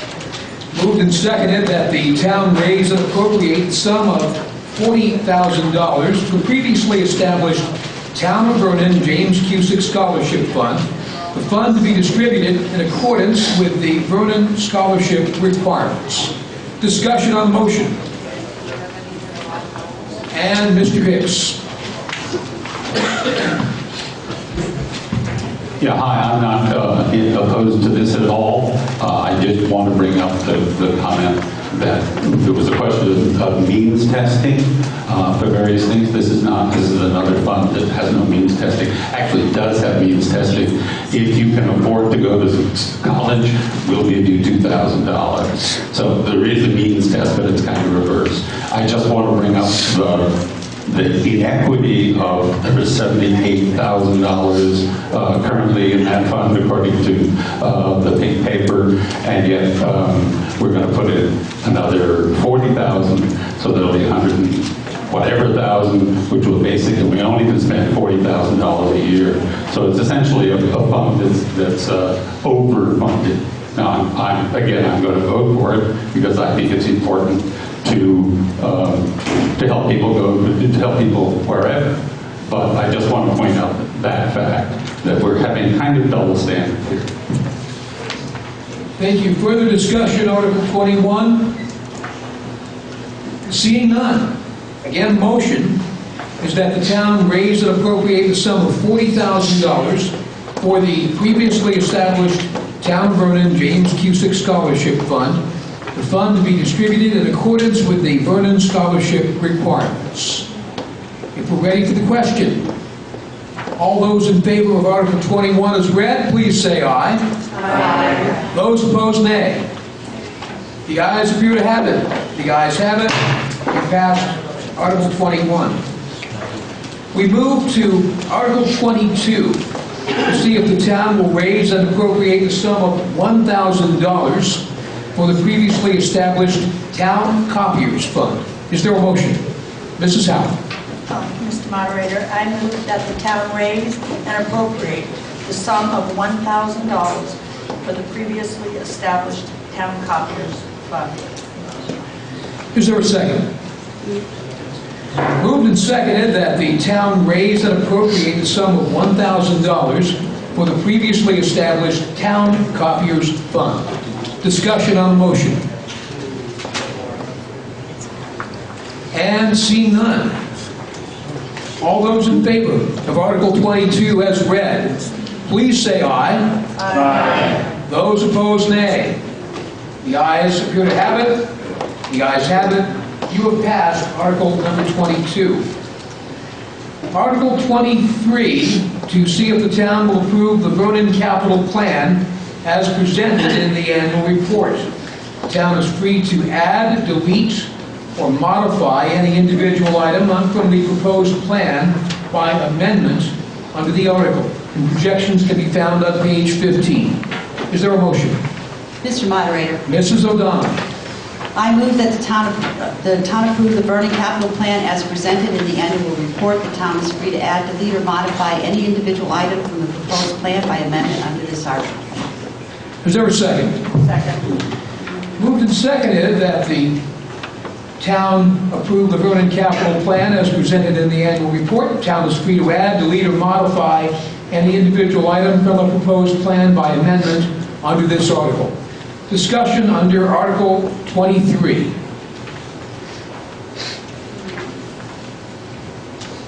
Mr. Fairman.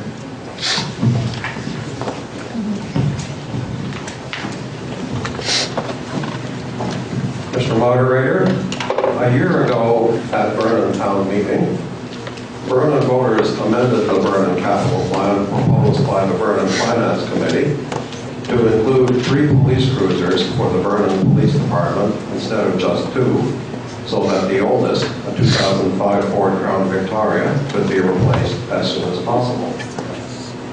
Bids were received, and the Vernon Select Board voted 4-0 on May 7, 2012 to buy a new police cruiser. This cruiser has not been purchased.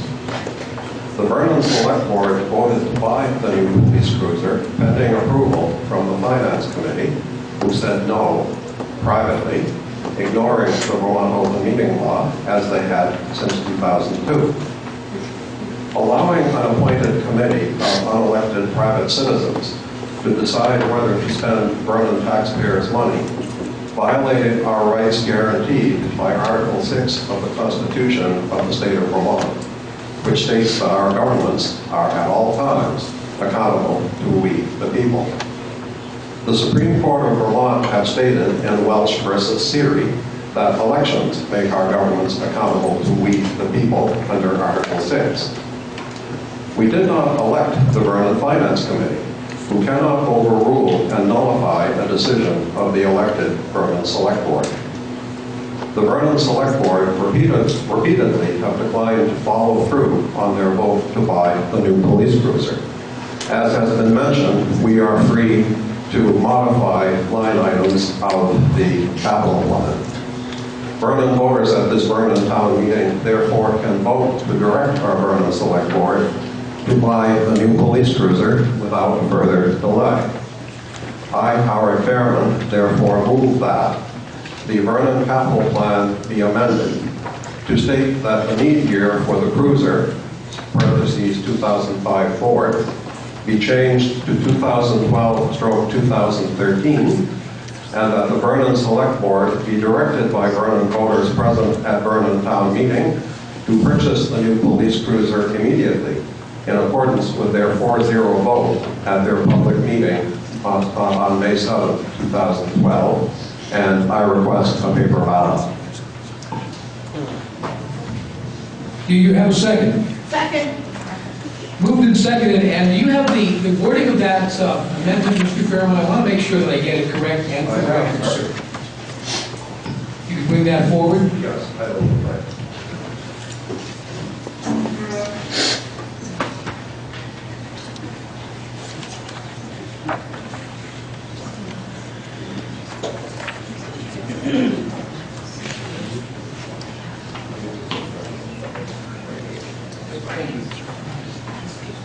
The amendment proposed states that the Vernon capital plan be amended to state that the need year for the cruiser be changed to 2012-2013, and that the Vernon Select Board be directed by voters present at town meeting to purchase the new police cruiser immediately. And we will... In accordance with their... All right, in accordance with the 4-0 vote of the public meeting on May 7, 2012. And as for your request for a paper ballot, we need 7 people to go along with his request to make that happen. Do we have people who wish to sustain the request for a paper ballot?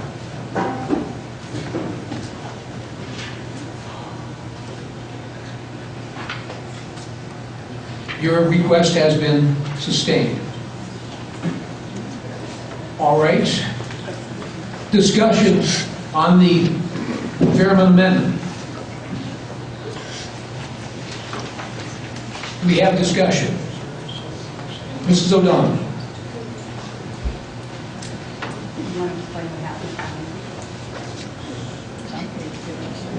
Do we have someone who wishes to... There are minutes on page 56 of what happened at last year's town meeting, Article 19. The select board did enter into discussion with the finance committee. The finance committee had dealt rigorously with the police department on how to go from let me go back for folks who hadn't been here for the past few years. A couple of years ago, the town voted to go down to 2 cruisers. And the police chief went to the finance committee, wanted to go back to 3 cruisers. The finance committee worked with them and talked about mileage and how many years a car needed to be on the road in order to be able to go back to 3 cars without it costing the taxpayers any extra money. And that was the key, was to try not to cost the taxpayers any extra money. And I think, and I can't remember 100% because I'm getting old too, so, but I think the vote was more upon approval from the Finance Committee, because the Finance Committee had been the one that had negotiated with the police department on how to go back to 3 cruisers. Now, there has never been a very good definition to end of useful life, but the capital plan clearly states that we do not replace any equipment until it is at the end of its useful life. Things are getting really difficult for a lot of people in this town, and we're not going to go buying any equipment. I don't care whether it's a cruiser or a dumpster, or I mean a dump truck, any piece of equipment, even a copier, unless the equipment we have needs to be replaced. For a lot of years, we just went out and bought equipment in this town. Those days are over. Folks cannot afford it. The longer we allow the capital plan to go on, the less money we have to raise, and the more affordable taxes are for people in this community. And that's our goal. It's not to get at any one department or any one person, or because we like this one and we don't like that one. We're making the same decision for every department in town government. If you have a piece of equipment that you think needs to be replaced, you have to show to the Finance Committee, because they're the ones who build the capital plan, then to the Select Board, why that equipment needs to be replaced. I don't think we're wrong in having done that, and it's totally up to the voters and what you want to do. Further discussion on the Fairman Amendment. Mr. Ball. Mike Ball. Before I was on the Select Board, I was also on the Financial Advisory Committee, which is an advisory committee to the board. What it was set up to do as a capital plan was set up to assure that we met with the different department heads to garner their input.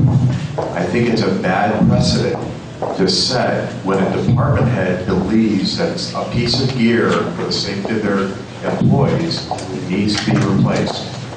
To not basically do that and then turn around and find out that that cruiser or equipment has basically needs a lot of work, sets the board up to accept financial liability for any ensuing accident that occurs, whether or not it's because it involves the employee or it involves another person on the road due to an accident or equipment failure of that component when they're going code A, which is lights and siren.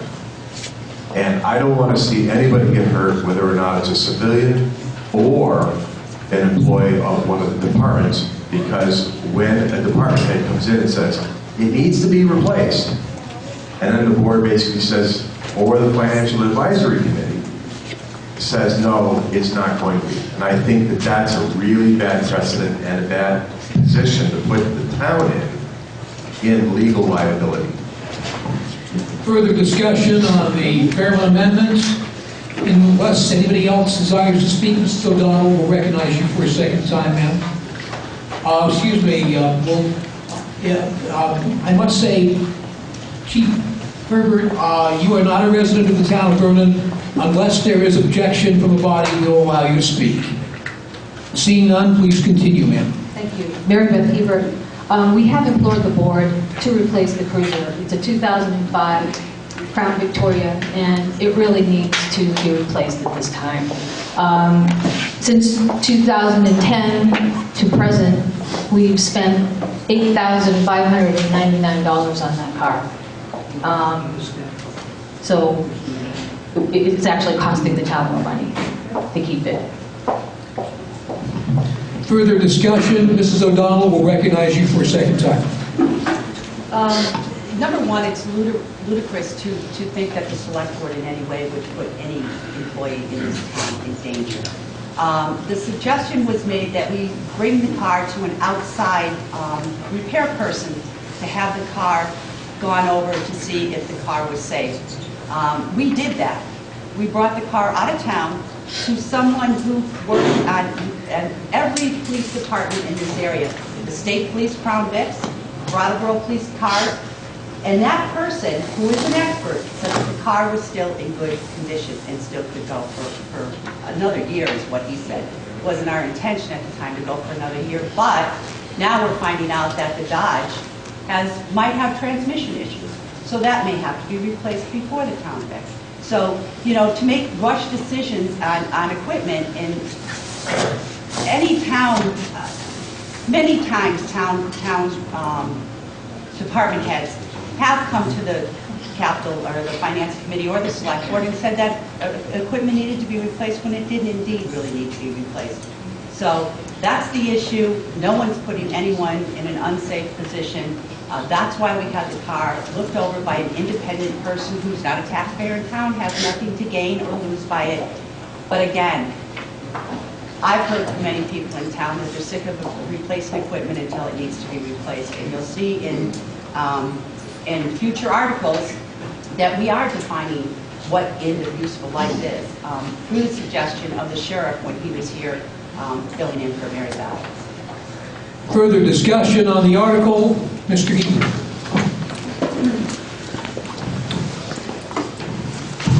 Mr. Moderator, just a clarification. Some of us were out of the room counting votes when the amendment was made. Could you repeat the amendment so we know exactly what's taking place? Thank you again. The amendment presented by Mr. Sherman and seconded is that the Vernon capital plan be amended to state that the new year for the cruiser be changed to 2012-2013, and that the Vernon Select Board be directed by Vernon voters present at town meeting to purchase the new police cruiser immediately in accordance with the 4-0 vote at their public meeting May 7th of 2012. And this is being done by paper ballot. Thank you. Further discussion on the Fairman amendment, Mr. Hicks. Yeah, just a clarification. I believe that what Howard is directing our question to is not the question of safety of the cruiser or whether the town is going to get sued, but the process by which we arrange things. And I believe that he is complaining that an unelected, appointed board has overridden the select board's vote and the town's vote. And while this is probably a little esoteric, it's very important.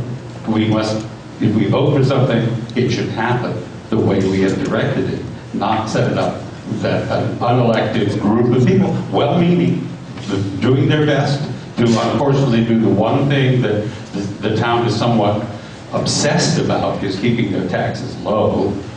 We've heard that over and over again tonight, that everything is being done so we can keep our taxes low.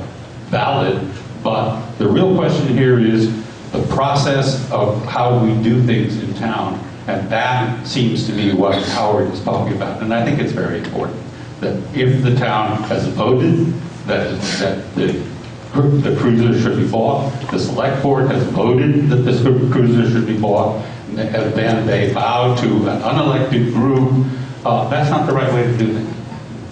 Further discussion on the Fairman amendment, Mr. Pond.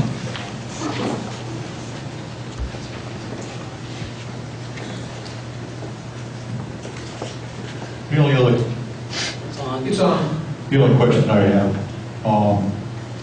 the maintenance program of our cruisers, and I was here when we voted to pick up and bring on a third cruiser.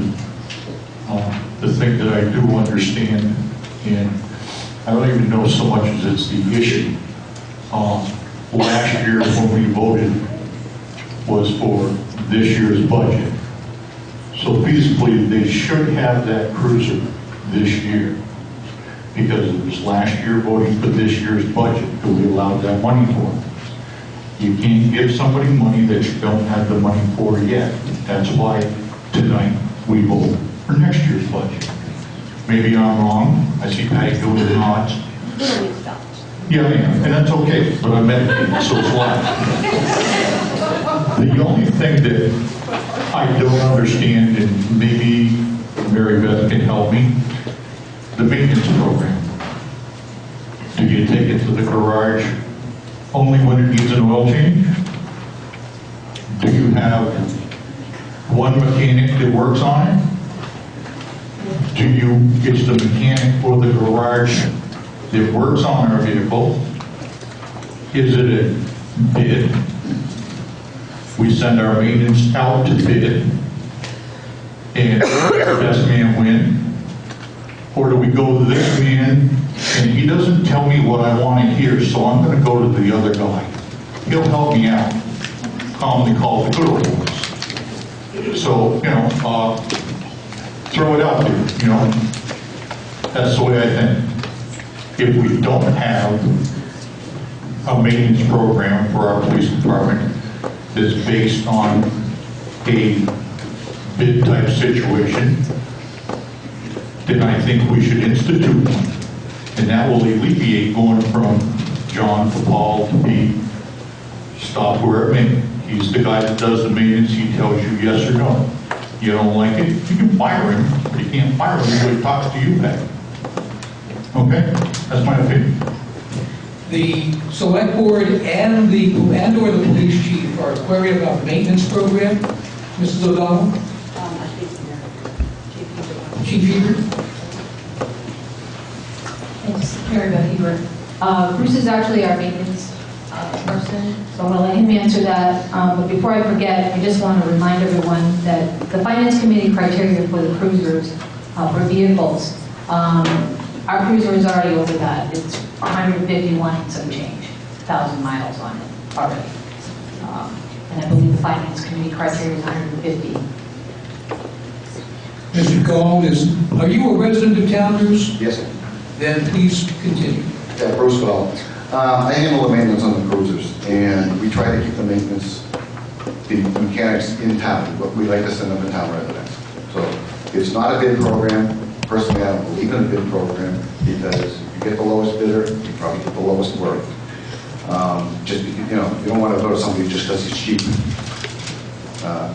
We have scheduled maintenance every 3,000 miles. The oil is changed, and every time the oil is changed, the car is gone over completely by the mechanic to check for any other problems. He tells us if there's problems, and we get them fixed. 3,000 miles on a cruiser is generally once a month we're getting the oil change. So they're in the shop quite frequently. The newest cruiser we have, the top oil is changed every 6,000 miles because we use synthetic oil. The other two cars are every 3,000 miles. We have two shops in town that work on the cruisers because they're town.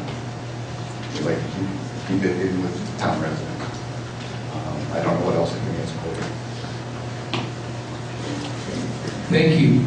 Further discussion on the Fairman amendments to Article 23. Ms. Rasmussen? Yes. I would just like... Please wait for a microphone, ma'am. I would just like to speak to Mr. Fairman's point, and I believe Mr. Hicks' point about the Finance Committee being an unelected board of people who make decisions on behalf of the town. We are a financial advisory committee. We talk to many department heads about many capital plan items, and then we speak to the select board. We do not make decisions in place of the select board. We are an advisory committee, and I think that it's important to understand that is our charge and that is what we do. Thank you. Further discussion on the amendment in the back of the room, gentleman with the hat. Charles Urkel here. Last year I was at the town meeting.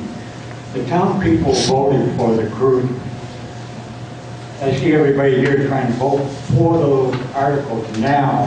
Why was that article changed last year? You know, why do we need advisory when the town people voted that cruiser in? Whether it's maintenance or actions or anything, the town people voted it in. Why was it changed? Chair recognizes Mrs. Howe. Yes, hi. What happened was they had 3 cruisers. 2 years ago, the townspeople voted to go to 2 cruisers, but they could keep 3 on the road until end of life. The question that was asked last year of the voters was to maintain 3 cruisers. So the townspeople said absolutely and gave them the 3 cruisers they already have. As far as voting for a new cruiser comes in, that would be whatever was the need here as far as the capital plan goes. And I don't have last year's thing, but according to the votes and everything like that, it wasn't for a brand spanking new cruiser. It was to keep that 3rd cruiser on. Further discussion on the amendment, Mrs. Fairclough.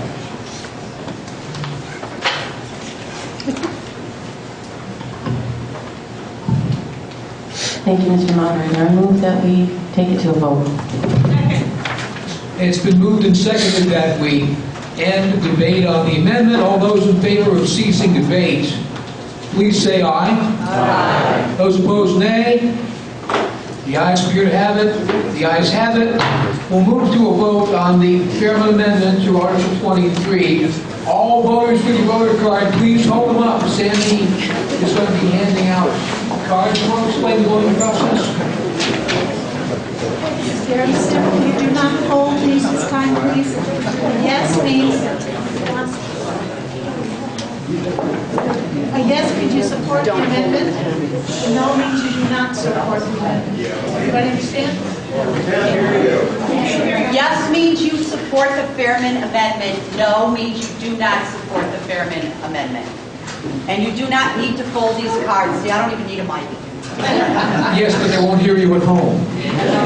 That's selected here.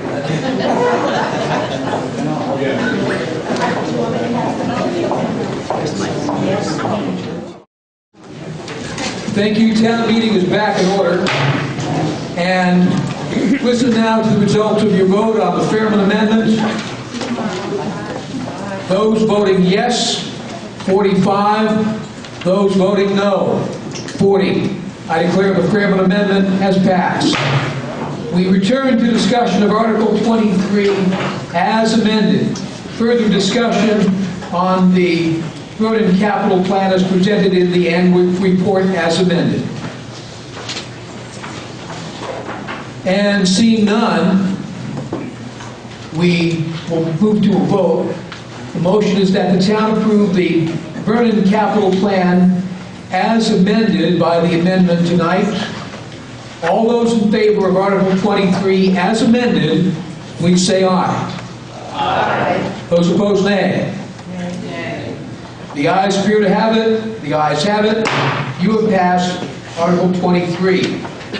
We move to Article number 24 to see if the town of Vernon will adopt the town of Vernon Capital Plan Supplement Vehicle and Equipment Replacement and Depreciation Guide as adopted by the Vernon Select Board. Is there a copy of this anywhere that we can go along with? Okay. Are there copies available for the body? I want to make sure that we have a chance to see what we're voting on.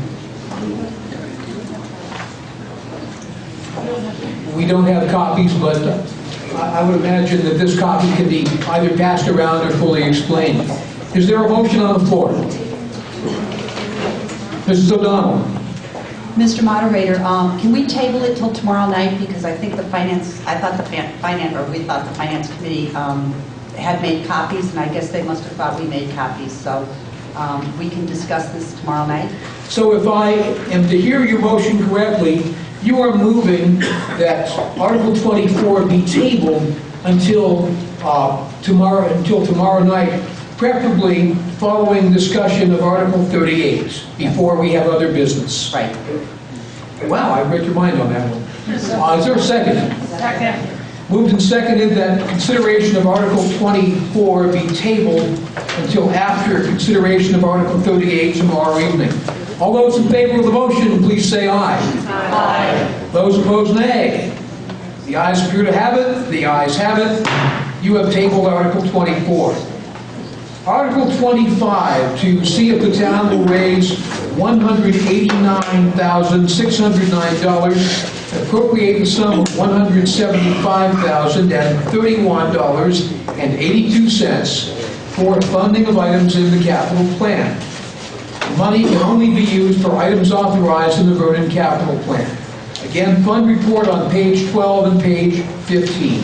Is there a motion? Mr. Moderator? Mrs. O'Donnell. I move that the town raise $189,609 and appropriate the sum of $175,031.82 for funding of items in the capital plan. This money can only be used for items authorized in the Vernon capital plan. Second. Moved and seconded that the town raise $189,609 and appropriate the sum of $175,031.82 for funding of items in the capital plan. This money can only be used for items authorized in the Vernon capital plan. Discussion on the motion. Mrs. O'Donnell. I'm sorry, Mr. Moderator. The cheat sheet that I have here had been changed, and those numbers are supposed to be the opposite way around, and forgot all about it until I saw the treasurer raise her hand. So it should be raise the sum of $175,031.82 and appropriate the sum of $189,609. I believe that's what I heard you say the first time. If the seconder heard that. Yes. Okay. So that would be raise the sum of $175,031.82 and appropriate the sum of $189,609. Am I correct on that? You are, sir. Thank you. Thank you. Discussion, Article 25. In the middle of the room, Mr. Hicks.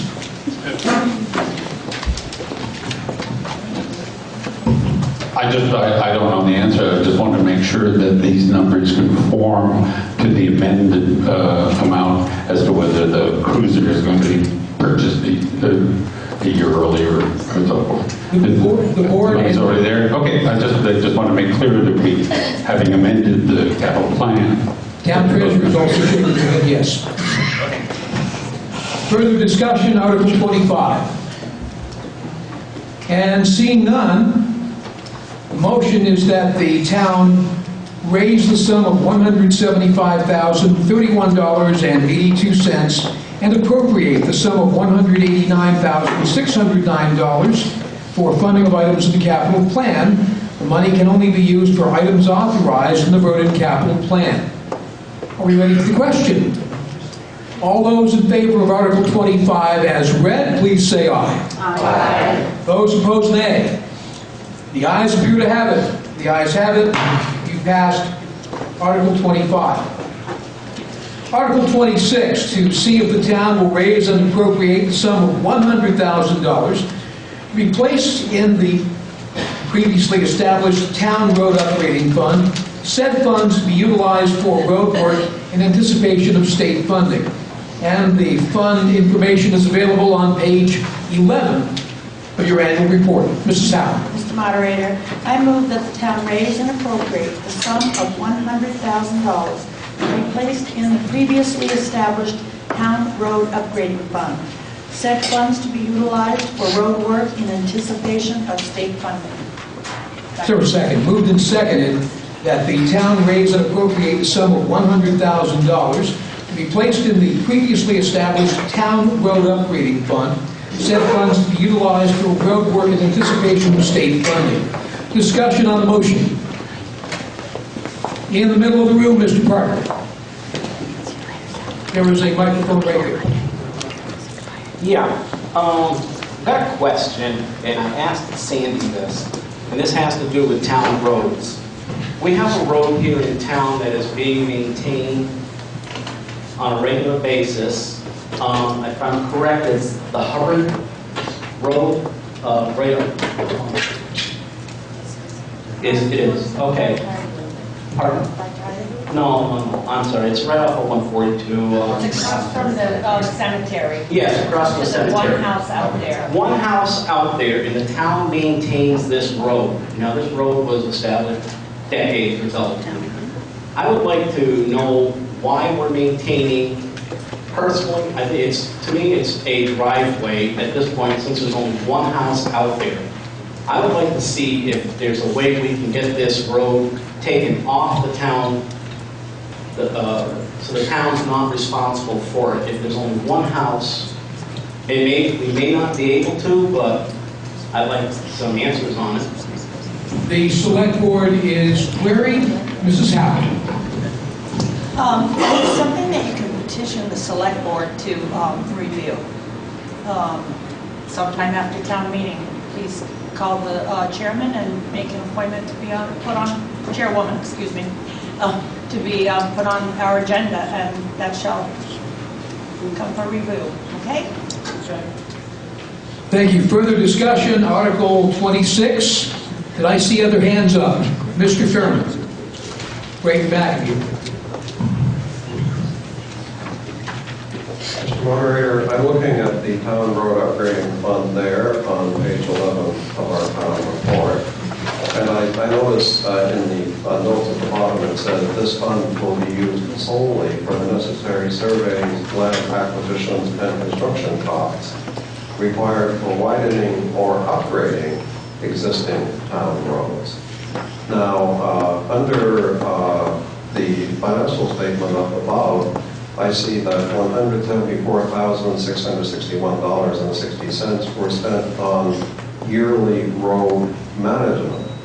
Now, I don't see how that somehow connects to widening or upgrading town roads, so I wonder if there's someone here who could explain to us and give us some detail about what yearly road management was, please.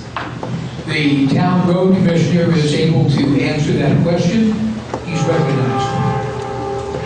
Yeah, that was a repaving on Tyler Hill Road, keeping it up in shape.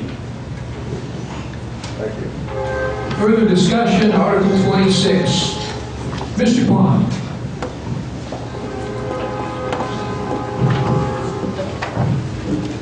I had a brief discussion with Mr. Walker, so we'll still be friends when I get done. The $100,000 that they're asking for is for, my understanding from him, for the Franklin Road. Franklin Road's not in that bad a shape. And then I understand from Mr. Walker that also next year Pond Road may be an issue, which in turn is not in too bad a shape either. Now, if we've got that $332,000 in that road project fund there, that's left. Now, I could see putting some money into that because it's as our Madam Chairman there, Ms. O'Donnell. Woman. Evelyn, yes. No, chairwoman. Chairwoman, yes, she's happy, yes. Times are getting hard. And, you know, it's not like driving down Franklin Road is like driving up Broadburg Road, all dirt, bumpy, full of cracks and crevices. It's not in too bad a shape. So, I would hope that maybe somebody might amend to cut that 100,000 back to 50,000 and maybe do it in a 2-year increment instead of all at once. Further discussion, Article 26. We have further discussion on the article. Back to the back of the room, Mr. Walker. Yeah, this is, speaking to George, this is kind of like the maintenance on cruisers. If you don't keep up with it down the road, it will catch up with us. Further discussion, the gentleman in the red shirt back in the room right over there. Mike Brooks. My question kind of pertains to this. How do we determine which roads get upgraded and maintained? The board and or road commissioner is road commissioner, Mr. Walker. I can't remember what year it was, but we had, our SMS had it, and it's got the roads listed in it, now we go. 20 years ago, we rebuilt Franklin Road, and it was over $500,000. So I'm just trying to keep up with it before we get too far lost. Further discussion, Article 26. Mrs. O'Donnell. Thank you, Mr. Moderator. I would like to ask the road commissioner, this is waiting for state, in anticipation for state funding. So this is part of the town road state money that comes into the town. Could you explain that to people, please? Mr. Walker. The state funding goes with everything in our budget, plus any extra money, like this $100,000, that will be clear what they will be giving us. Of course, after Friday, I don't know what's going to happen or how much we're going to get, because the state will be getting cut too, from the federal. So it's all hinges on everything, from what we put in and what we get back. Further discussion, Article 26. Seeing none, are you ready for the question? The motion is that the town raise and appropriate a sum of $100,000 to be placed in the previously established town road upgrading fund. Said funds to be utilized for road work in anticipation of state funding.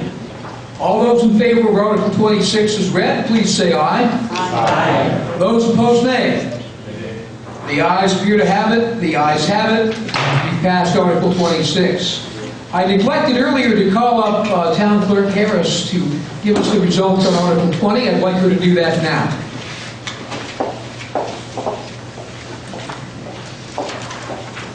I'll try again. Okay, Bradford Area Hospice, 82 yes, 3 no. Bradford Area Drop-In Center, 77 yes, 8 no. Connecticut River Transit, 71 yes, 13 no. Green Mountain RSVP, 79 yes, 5 no. Senior Solutions, formerly Council on Aging, 71 yes, 5 no. Southeastern Vermont Community Action Inc., 77 yes, 8 no. Wyndham County Humane Society, 72 yes, 13 no. Women's Freedom Center, previously Women's Crisis Center, 76 yes, 8 no. If you're doing the math and they don't come out equal, it's because there were blanks. We now move to Article 27, to see if the town will raise and appropriate a sum of $50,000 to be placed in the newly established Town Parking Lots Maintenance Fund. The fund can be found on page 12 of your annual report. Mrs. Howard. Mr. Moderator, I move that the town raise and appropriate the sum of $50,000 to be placed in the previously established Town Parking Lots Maintenance Fund. Is there a second? Second. Moved and seconded, the town raise and appropriate the sum of $50,000 to be placed in the newly established Town Parking Lots Maintenance Fund. Discussion on the motion. Mr. Hicks. Hi, it's just a question. I see from last year that we did resurface the school and the recreation parking lots and the town office east side. So I'm curious as to what other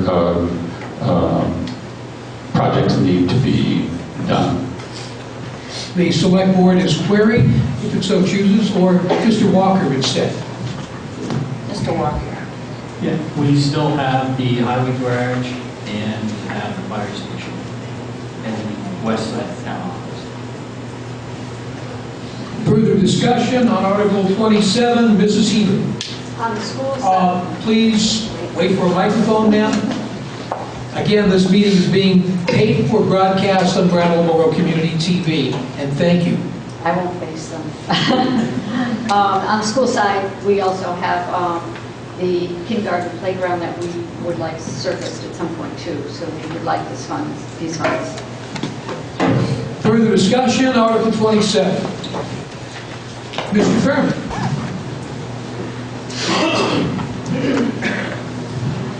Mr. Moderator, we're being asked to add $50,000 to a fund that has a balance of nearly $36,000. Now, in the past year, we spent $14,500 resurfacing parking lots. Mr. Walker has mentioned some other projects that need to be done. What I'm wondering is whether those projects can be done for less than $35,000, and therefore, why would we even put $50,000 into the fund? Mr. Walker, Ms. Query?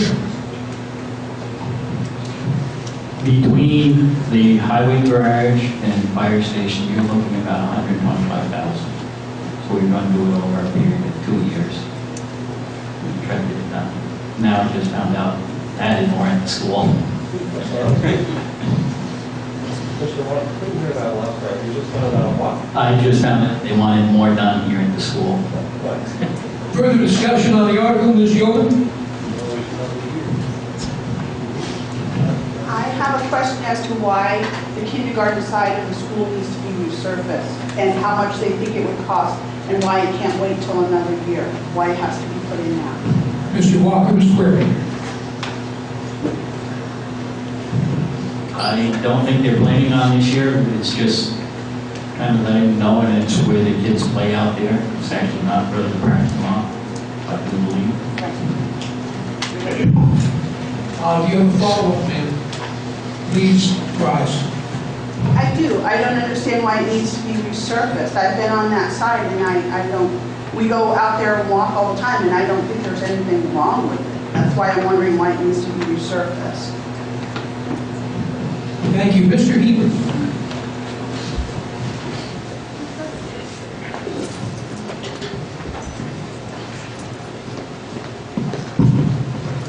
I'm not sure, we're not the experts on paving in the school board, but there is a difference between resurfacing and recoating, and I'm not sure exactly what it is. I think we need recoating, and what that is when you put that back on the surface, it prevents the moisture and stuff from leaking through underneath the pavement, and then the pavement buckles and cracks. What we're trying to prevent is having to dig it up and replace it, and this is more of a maintenance task, is it resurface or recoat? Overlay. Okay, overlay. So we want to overlay that. And I think when he was talking about the town garage and stuff and the fire department, I think those are more substantial projects. Those are actually repaving. We're looking for overlay. So it's just to ensure that it's later than sooner that we have to actually replace the paving. Further discussion, Article 27. And seeing none, the motion is that the town raise and appropriate a sum of $50,000 to be placed in the newly established Town Parking Lots Maintenance Fund. All those in favor of Article 27 as read, please say aye. Aye. Those opposed, nay. Nay. The ayes appear to have it. The ayes have it. You have passed Article 27. Article 28. See if the town will vote to raise and appropriate the sum of $80,000 to replenish the Professional Services Fund. Mr. Moderator? Mrs. O'Donnell. I move that the town raise and appropriate the sum of $80,000 to replenish the Professional Services Fund. Is there a second? Second. Moved and seconded, the town vote to raise and appropriate the sum of $80,000 to replenish the Professional Services Fund. Mrs. O'Donnell, do you wish to speak to your motion? I actually think that those... Sorry. I think that the listers would like to speak to it, sir. Mr. Hammond, you're recognized, sir. Excuse me.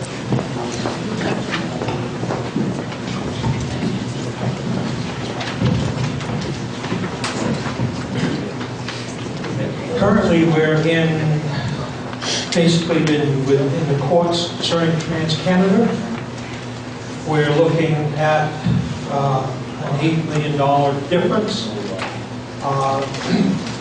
They haven't given us any number. Basically, what had happened there was, it's like if you were building an addition on your house, you didn't quite have it done, the listers come around, we appraise what you have done, and we do that amount. And then the following year, we go back And if you had finished it, then we pick up the additional difference.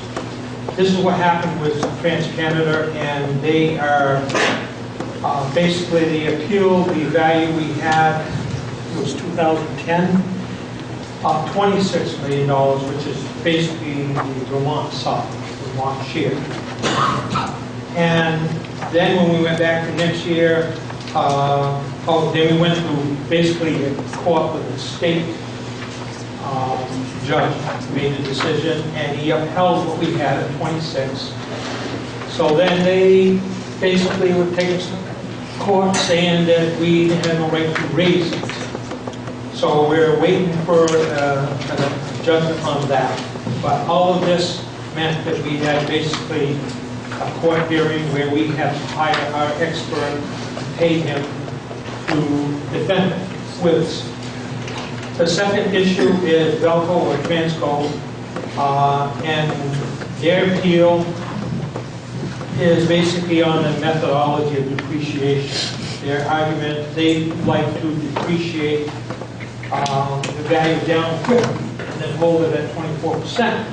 Well, everybody else, uses, in other states and our state, basically uses a straight line depreciation, which extends it out. So we're looking at $11 million difference there, and that one, we're still waiting for the state appraisal. So, and just those two things alone, and we're not done with it, it costs us $62,000. So, also USGen is in dispute with 8 other towns in the state of Vermont. In other words, every piece of property they own or dam, they are in dispute with. So, to help to solve this, the state this year has hired the appraisal to be done on all 8 dams. So the state is picking up that tab. But if any town goes to court with them, we have to pick up the tab of hiring that firm or whoever we want to, and our town lawyer to defend it. So I say at this point, we're looking at substantial difference if we lose, so I recommend that we put that money. Further discussion on Article 28. Mr. Vernon.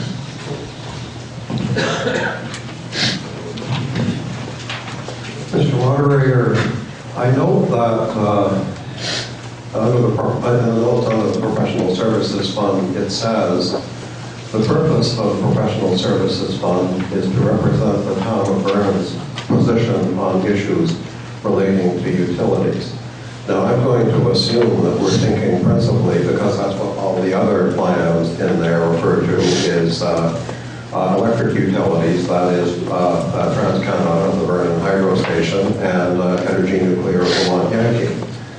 Now, I know that one of the items there is for lobbyists Miller and Smith of Northfield, Vermont.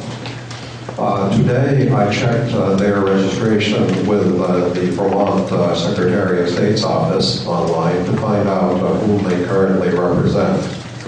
In addition to the town of Vernon, they represent the Vermont Truck and Bus Association, CVS Caremark, Diageo, which is the world's largest producer of what they call spirits, hard liquor, the Vermont Police Association, the Multi-State Stroke Northeastern Retail Lumber Association, MasterCard International, ROB Technologies, and the New England Cable and Telecommunications Association. As far as I can tell, they have no relevant expertise that could assist us with dealing with either TransCanada or with issues regarding TransCanada or issues regarding Energy Nuclear Vermont Yankee. And we know for sure that there aren't many people in Montpelier who want Yankee to stay open. So I suspect that we have no further need of lobbyists Millers and Smith. I therefore move to amend the article to raise and appropriate the sum of $65,000. that being $80,000 less than $15,000 that we've been spending each year on lobbyist Miller and Smith.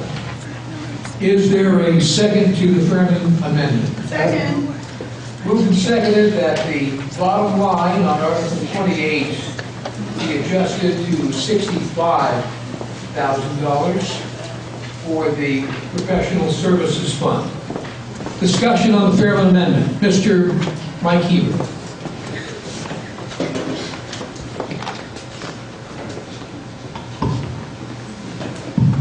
Thank you. Mr. Fairman came over before he made that request for amendment and asked me what it was that Miller and Smith do for Vernon. And I told him right off the top of my head I wasn't able to give him a response right away, but I did look at my notes, and what I need to tell you is that they do represent ROV. That's a new client. I was working with ROV and they asked me for a good lobbyist to do excellent work, and I recommended Miller and Smith, and they chose them. But there is a bill coming up. It's actually in my committee now, and to date, Miller and Smith have reviewed the bill, but once we start taking testimony on it, they will be working on behalf of Vernon. That bill is called the Greenfield Bill, and what it is when the plant, it's time to decommission the plant, there is a bill that requires certain tasks to be done. Vermont Yankee has a plan to decommission the plant and essentially take it down to 3 feet under grade and replace that with clean soils and then plant over it. But there are many pieces of that property that are quite valuable to the town of Vernon, something like the houses along the street, the engineering building. So to date, they haven't done much this year, but when that bill gets taken up, they're going to be doing a lot on our behalf, because the bill requires that all of the property be flattened and taken down below foundation, which is 40 feet down. So that's a substantial cost of UI, it's not to the town. But in that piece of legislation, there would be nothing left for the town of Vernon. They would convert that whole area to a green field. So the engineering building, the ancillary buildings, the non-contaminated, if you would, buildings would also be taken down. So they will be working in the near future on our behalf. They're not doing anything immediately because the bill is not in place to have testimony, but they will be working for Vernon. Last year I worked with them on a couple of Vernon issues. They do represent us well, and I think for the value of the property that's over there and stuff, it's a good safeguard to have them on our side up there, because they do excellent work. They know their way around a state house. Ed Miller is one of the more respected lobbyists. He's been up there for 30 years as a lobbyist, 10 years on legislative council. So he, as I said, he's well respected, and he does really know his way around. So it would behoove us to maintain this, at least until the issues of VY are taken care of. Thank you. Further discussion on the Fairman Amendment? Seeing no one else, actually, Mr. Hicks, we will recognize you right now. Yeah, this is just an inquiry to the select board. The issue of lobbyists have come up in the past, and one of the things that came up was that there was no clear contract, or other than a simple letter saying, "Thanks for helping us," kind of letter. Has there been any further work on an actual contract with these lobbyists stating what is expected of them on behalf of the town? The select board is queried. Mrs. O'Donnell. We did get something last year before the session started, talking about what they would do for us, and it pertains to being in committees, watching bills, giving us a weekly report of what's happened, and they have done that. We filed the weekly reports that we did get with the select board chair, and it's all somewhere in the town office. But they do give us a weekly report, and, you know, sometimes it's just a matter of sitting in a committee and waiting to see if a conversation comes up. But what happens at Vermont Yankee and what happens up at the State House is huge to this town. Because if the state decides they're going to take away our taxability, which is, you know, in some ways discussed on how the dry cask storage is going to be taxed and you know, all of those issues, they're there to lobby for us. And Mike does a great job. I mean, I've gotten, so many people that I served with have said to me, boy, what a great job Mike's doing. But he can't be everywhere.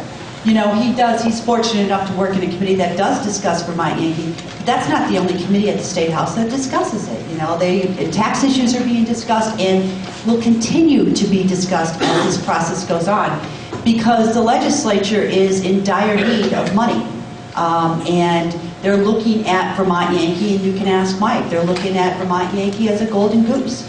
And there comes a point when Entergy is going to be taxed too much, and they're going to start fighting the state and the town. So we have an interest to protect here, and for $12,000, I don't think that that's, you know, an unheard of amount for a lobbyist. I know Mr. Fairman will tell you that, you know, they get more from one than the other, but we're getting a good deal. So. Further discussion on the term amendment, Mr. Sherman.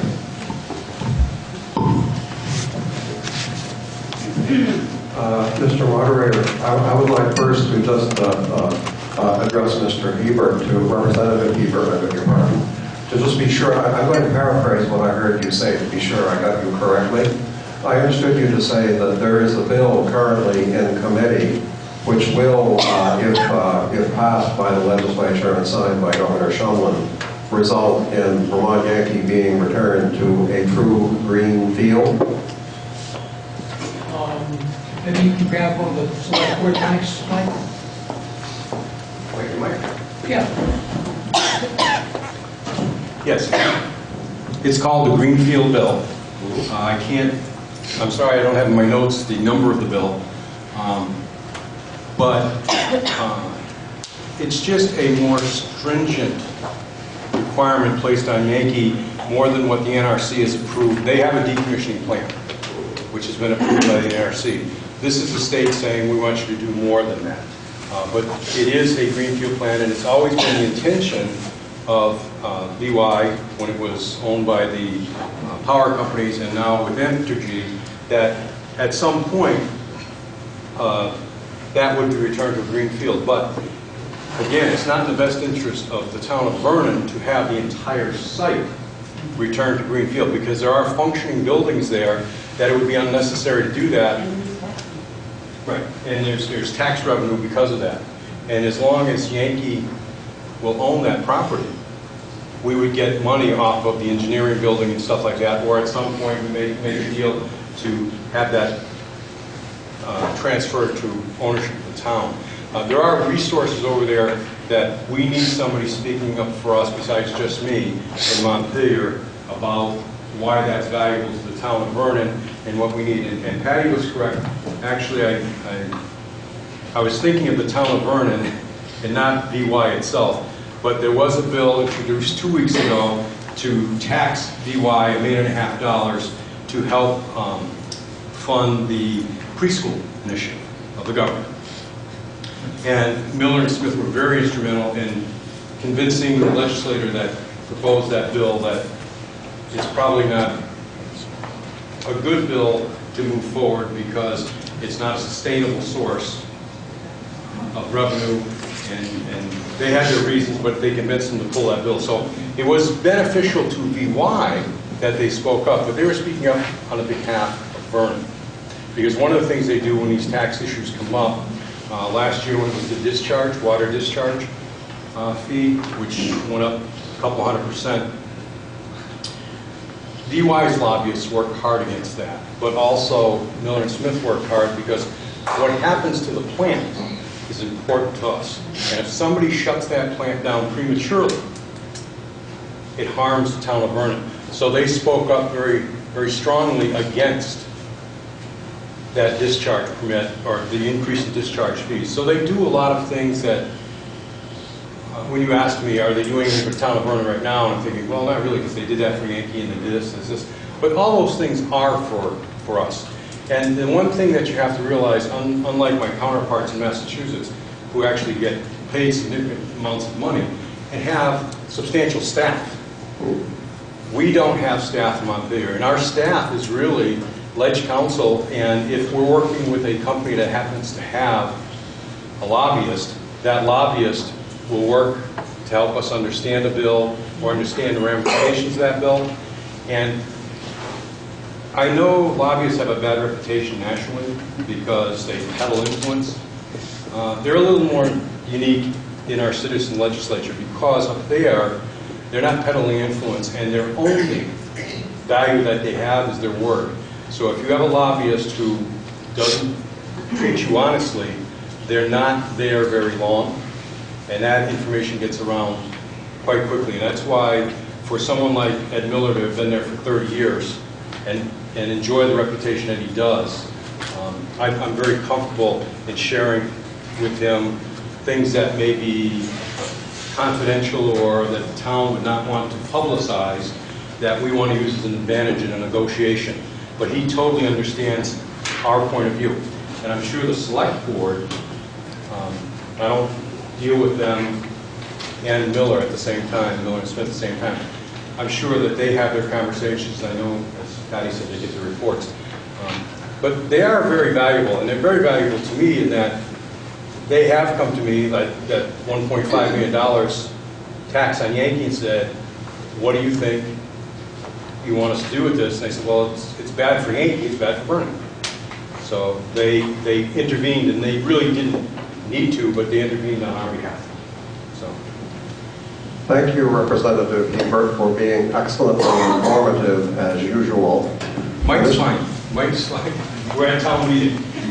Well, I believe we are somewhat formal here, but okay. Thank you, Mike. Therefore, based on what Representative Hebert has told us, Mr. Moderator, I request permission to withdraw my amendment.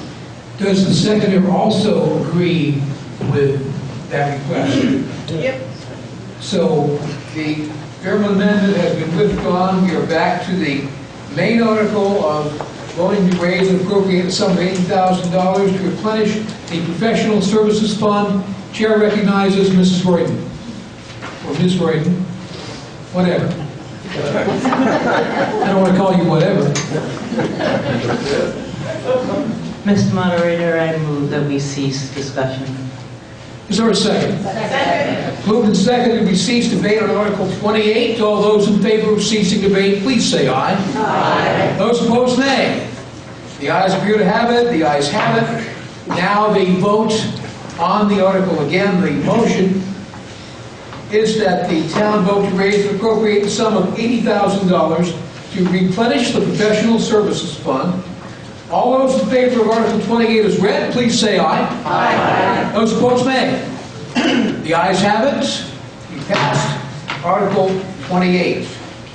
We move to, by the way, just before we move to Article 29, it's my intention to end this at 10 o'clock tonight, and then we pick up at 7:30 tomorrow with a discussion by Representative Hebert. And just to let you know, my job requirements at WTSA mean I will not be here until 8 o'clock. So we'll try to go on that basis. All right? With that in mind, Mr. Moderator? Mr. Hebert, if you... Question on what you just said. Okay. I hope I can clarify that for you.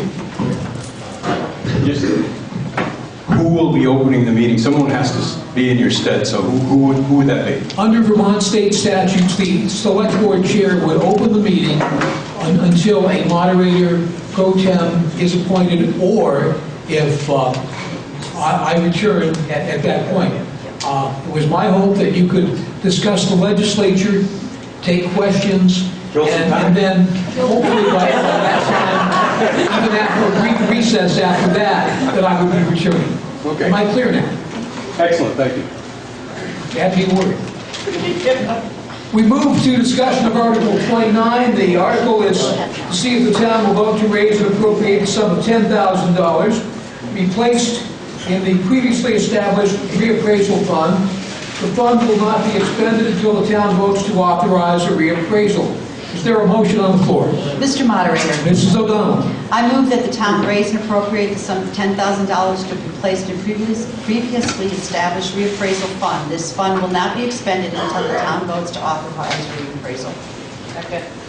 Moved and seconded that the town vote to raise and appropriate the sum of $10,000 be placed in the previously established reappraisal fund. The fund will not be expended until the town votes to authorize a reappraisal. You can find that fund on page 8 of your annual report. Is there a discussion on the motion? And Mr. Hicks. Just for information, how much will a townwide reappraisal cost? The Board of Listers Chair and/or Town Treasurer is queried, Mr. Henry. The last reappraisal we did, we were looking at $150,000. The biggest share is doing the residential, but other big shares is having specialists to do VY and do the utilities. So that's why we've been asking in the past more, and that's why we lowered it to 10. But with inflation and devaluation of the dollar because of the market, I'd say we need this 10, and we may be able to lower it more next year. But when it comes, it has to be done, but it doesn't get done until we at a town meeting vote to do so. But if we reach a certain point, then the state penalizes us if we don't do it. At this point, though, that's not a really big concern. The big concern will be if we lose VY. But right now, the common level appraisal is 111, and the COD, which is the coefficient of dispersion, is 10.29. And as long as we're between 90 to 110%, we're okay. And if we're COD should fall below 15, or it's over 15, then it means we have inequity. So right now, we look pretty good as far as doing the reappraisal. But I still feel that we should be bear in mind that this is something that will have to be done eventually in the future, depending on the market and the big issue over here. Further discussion, Article 29. Seeing none, we will move for a vote. Again, the article is that the town vote to raise and appropriate the sum of $10,000 be placed in the previously reestablished reappraisal fund. The fund will not be expended until the town votes to authorize a reappraisal. All those in favor of Article 29 as read, please say aye. Aye. Those opposed, nay. The ayes appear to have it. The ayes do have it. We passed Article 29. We move to Article 30 to see if the town will raise and appropriate the sum of $394,054 from the Emergency Capital Reserve Fund to fund at 100% the unfunded liability portion of the town retirement fund, and furthermore, to appropriate the sum of $65,000 from the Emergency Capital Reserve Fund to the retirement fund to keep the fund as close to 100% funded as possible going forward. Again, the retirement fund on page 16, Emergency Capital Reserve Fund on page 11 of your annual report. Is there a motion? Mr. Moderator? Mrs. O'Donnell. There is a mistake in this, so do I make the motion first and then amend the motion? Why don't you, is the mistake in the money, or? No, it's in the wording. In the wording. Why don't you make the motion as read, and then we'll consider a friendly amendment for wording change. Okay, I move that the town raise and appropriate the sum of $394,054 from the Emergency Capital Reserve Fund to fund at 100% the unfunded liability portion of the town retirement fund. And furthermore, to appropriate the sum of $65,000 from the Emergency Capital Reserve Fund to the retirement fund to keep the retirement fund as close to 100% as funded as possible going forward. Is there a second? Second. Moved and seconded. Mrs. O'Donnell will hear your friendly amendment. We're not raising and appropriating the sum of $394,054 from the Emergency Capital Reserve Fund. We are just appropriating the $394,054 from the Emergency Capital Reserve Fund. Otherwise, that money's already in the fund, so we just want to transfer it over to the retirement fund. So if the seconder agrees, we will consider that a friendly amendment, and so we do. So if you're looking at your warning, strike the words raise and. So the article would read that the town appropriate the sum of $394,054 from the Emergency Capital Reserve Fund to fund at 100% the unfunded liability portion of the town retirement fund, and furthermore, to appropriate the sum of $65,000 from the Emergency Capital Reserve Fund to the retirement fund to keep the retirement fund as close to 100% funded as possible going forward. Discussion on the article. And Mr. Gibbs. Yeah, once again, I had no problems with fully funding the retirement funds as necessary. My concern is that the emergency capital fund is becoming more and more of a sort of general purpose slush fund for which we seem to be going back and forth again.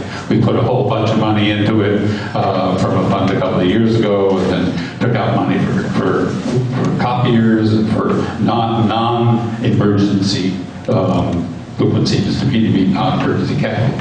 I understand the select board's difficulty in that the requirements that it has to be $10,000 or more to take money out, but I just would ask the select board to really take a look at whether this has become a slush fund to cover non-emergency events. Thank you. Further discussion on Article number 30. In the back of the room, Mr. Chairman. Mr. Moderator, first, just to clarify, I assume that the town retirement fund referenced in the article is the same as the town employee pension fund that is in the fiduciary funds. Is that correct? Select board is queried and they say yes. Okay. Now, unfunded liability is actually a very precise calculation performed by accountants, and possibly with either with or instead of them actuaries who look at how much money is there to provide benefits that will be given sometime in the future under various assumptions about investment income. Now, I notice in the town employee pension fund, there is no mention anywhere of any unfunded liabilities. It simply gives a balance, but it doesn't give any information about the amounts that are actually estimated to be owing to employees in due course. So it actually is impossible for us to make a judgment as to whether the amount that is asked for is too much, too little, or just right. In addition, it becomes more confusing when there's two amounts being appropriated. There's an amount to fund the unfunded liability, and we don't actually have any evidence as to how much that really is. And it would usually come from some authoritative source. I assume there is one.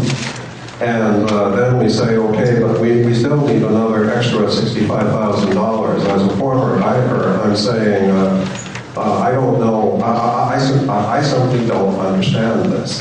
I'm sure that it can be explained, and I'm asking that it be explained, preferably with reference to an appropriately qualified expert in the field who says that there is an unfunded liability. Thank you. I believe I put that as a query for the town treasurer. Yes. So, Ms. Grasser, could you please respond? Sure. Yes, we did. We have been having actuarial evaluations done on pretty much a yearly basis. And I'm going to give you a little history. This fund was established in 1979.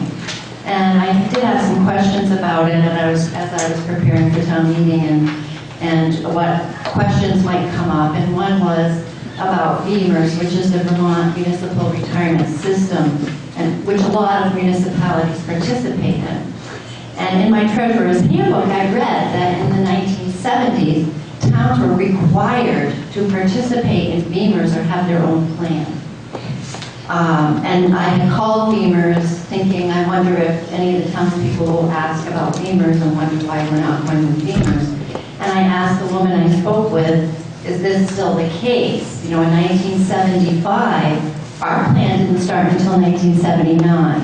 And she looked up the town of Vernon and found that Vernon opted out of the Vermont Municipal Retirement System in 1975, so was obligated to provide some kind of retirement plan for their employees. And a defined benefit plan was what was chosen.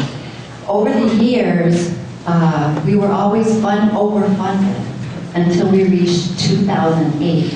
And at that time, the bottom, fell out of the market, and we started developing an unfunded liability portion. This was brought to the board at the time, and the board made the decision to be a little bit conservative, hoping that we were going to turn around. And we have asked for the past 2 years for $43,357 to help that unfunded portion. But at our last actuarial evaluation, we were given this bad news that our unfunded liability had grown to $394,000. So the board and myself sat down. We had the actuaries come and talk to us about the reasons that this occurred. And really, basically, the actuary said, the whole state of Vermont and other states are following you. I mean, this is what's going on everywhere, and it is pretty much because of the market. So the recommendation was, there were 5 different recommendations, and some of them were to amortize this payment over a 10 or 20-year period. Over 20 years, we would have to be funding this at $97,000 a year. So we opted out for what we thought was the best way to go, and just to get rid of that unfunded portion that we have right now, and also ask the actuaries, what shall we do going forward? And their recommendation was do the $65,000, and then after the next valuation, we'll take a look and see where we're at then. So this was, I do have the evaluation right here with me. Please look at it, feel free to look at it. But this definitely was recommended by an actuarial firm. And our firm at this point right now is People's United Bank. Further discussion, article number 30. If no one else is willing to speak at this point, Mr. Chairman, I'll recognize you for a second time. I just wanted to say thank you, Treasurer Brassor, for your usual professional and helpful response. I am satisfied that this has been fully looked into. Thank you. Further discussion, article 30. And I see none, so I'm smelling a vote here. Again, the motion that the town appropriate the sum of $394,054 from the Emergency Capital Reserve Fund to fund at 100% the unfunded liability portion of the town retirement fund, and furthermore to appropriate the sum of $65,000 from the Emergency Capital Reserve Fund to the retirement fund to keep the retirement fund as close to 100% funded as possible going forward. All those in favor of Article 30 as read, please say aye. Aye. Those opposed, nay. The ayes appear to have it. The ayes have it. You have passed Article 30. We move to Article 31 to see if the town will raise and appropriate the sum of $5,000 for a town picnic. Is there a motion? Mr. Moderator. Mr. Dunkley. I move that the town raise and appropriate the sum of $5,000 for a town picnic. Do we have a second? Moved and seconded, the town raise and appropriate the sum of $5,000 for a town picnic. Discussion on the article. Mr. Mark Parker.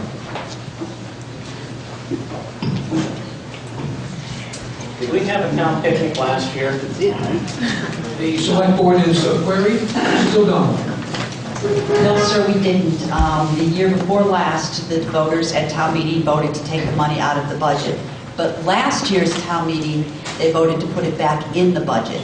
So last year's budget didn't start till July 1st, so we had already missed the town meeting date. So there's money in the budget for this year's town meeting, and the reason why the select board put it back in again is because a lot of people really missed town picnic. You know, it's kind of what brings the town together, and so it's totally up to you.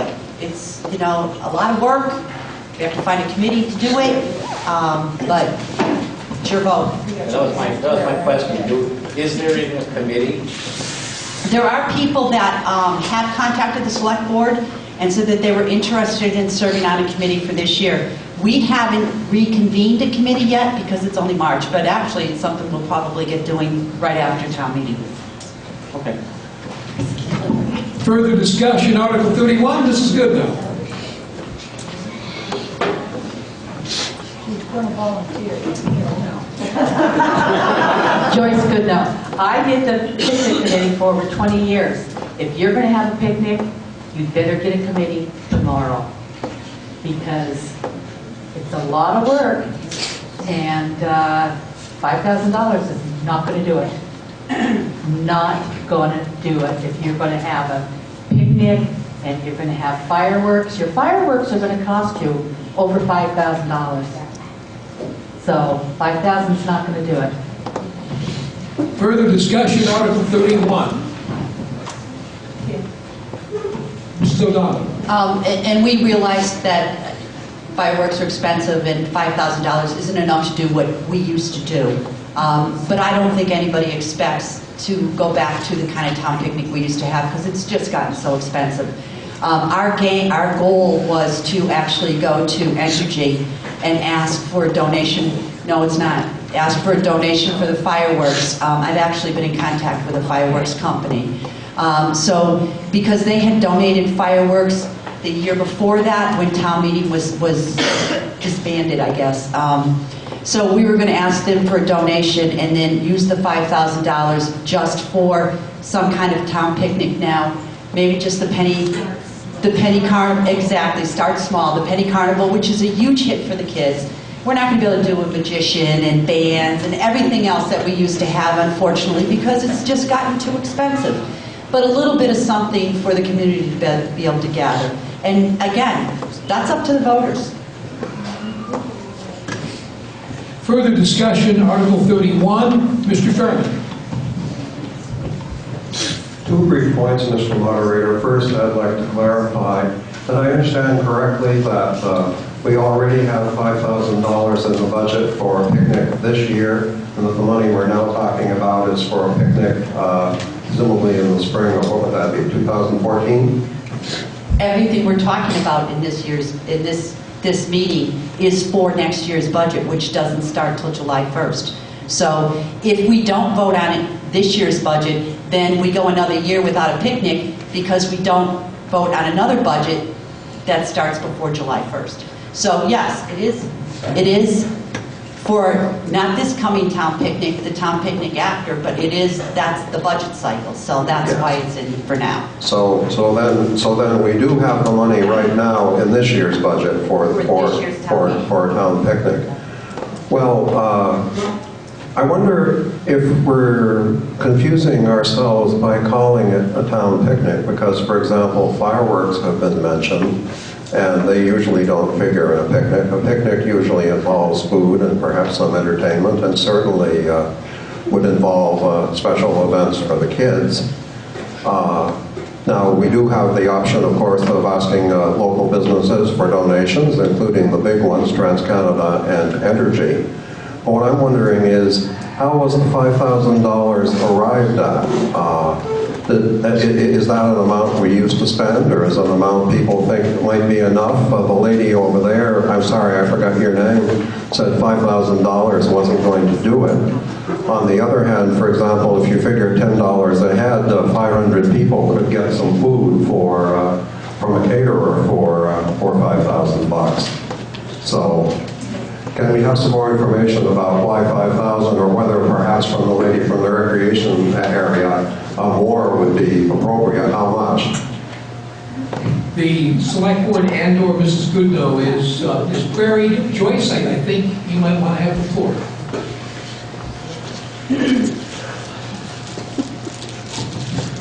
When the picnic first started, it's been going on for 1975, when Mrs. Class, who's no longer here, started it. Then it was done on a shoestring. Then I got on the committee with Mrs. Class and Darrell Clark and a few others. And from having the picnic, we decided to have fireworks. Well, 25 years ago, fireworks weren't that expensive.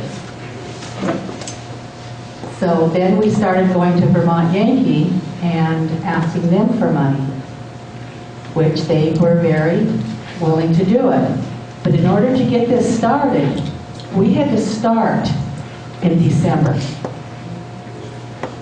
And to start now, you're going to have to start out very slow, very small. And then you're going to have, the picnic itself was very nice because a lot of the elderly people would come. And they really enjoyed it.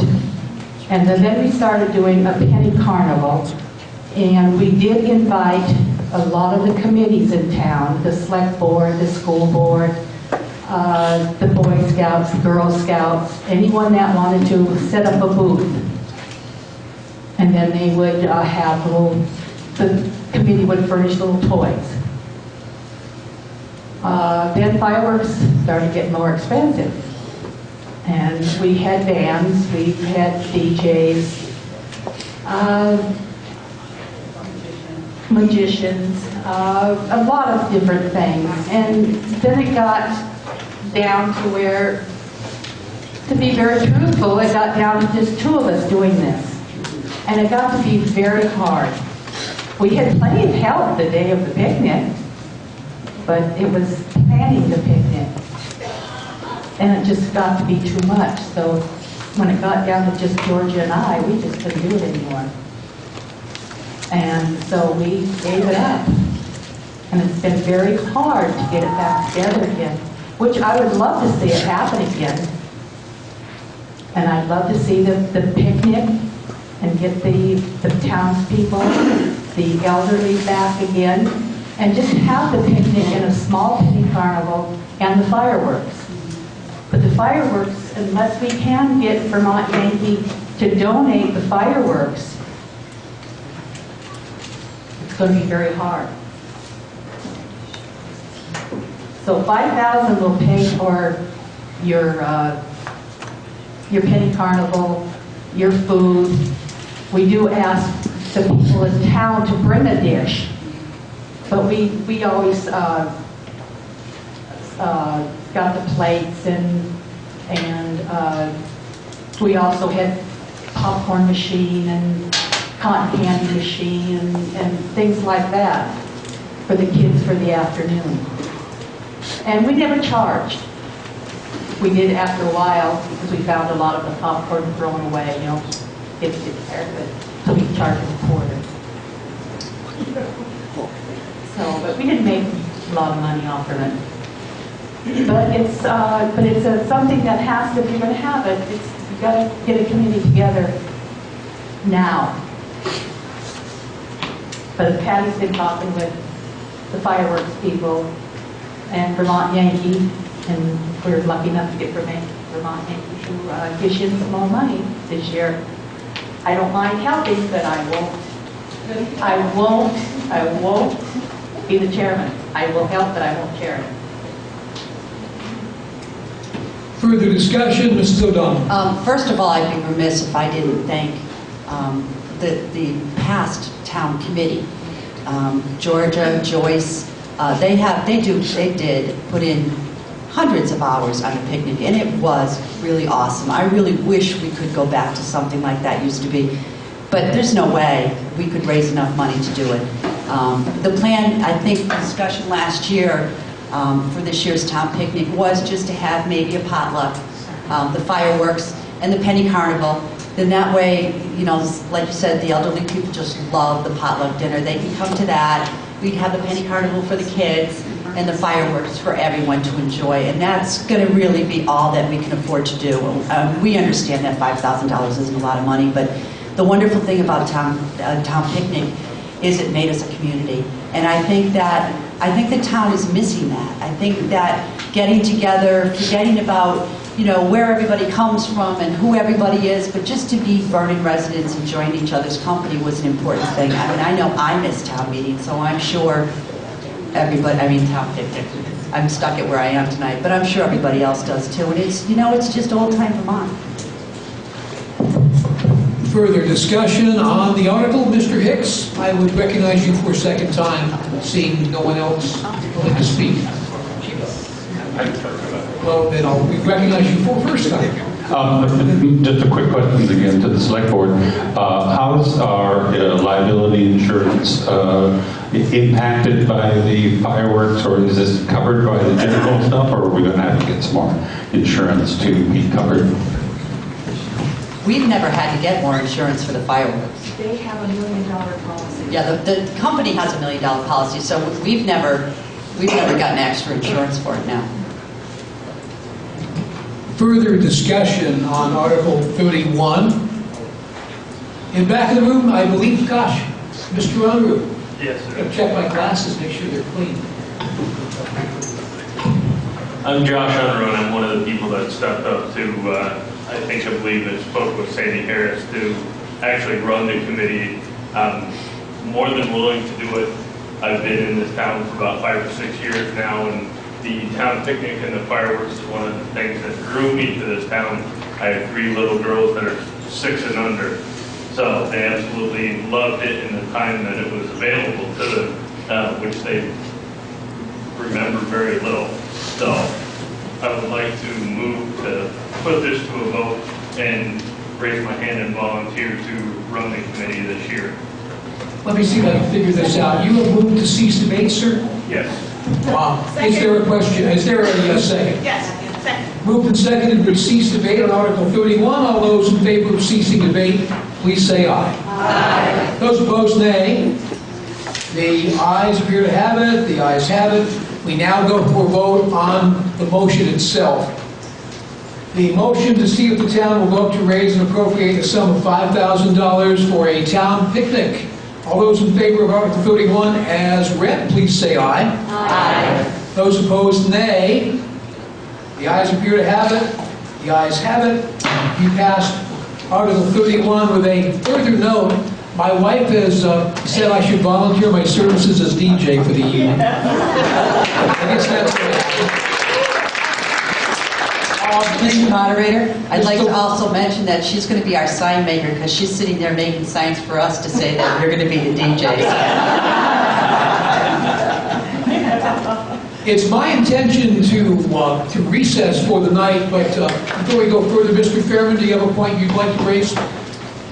I was going to move for recess. May I do so, sir?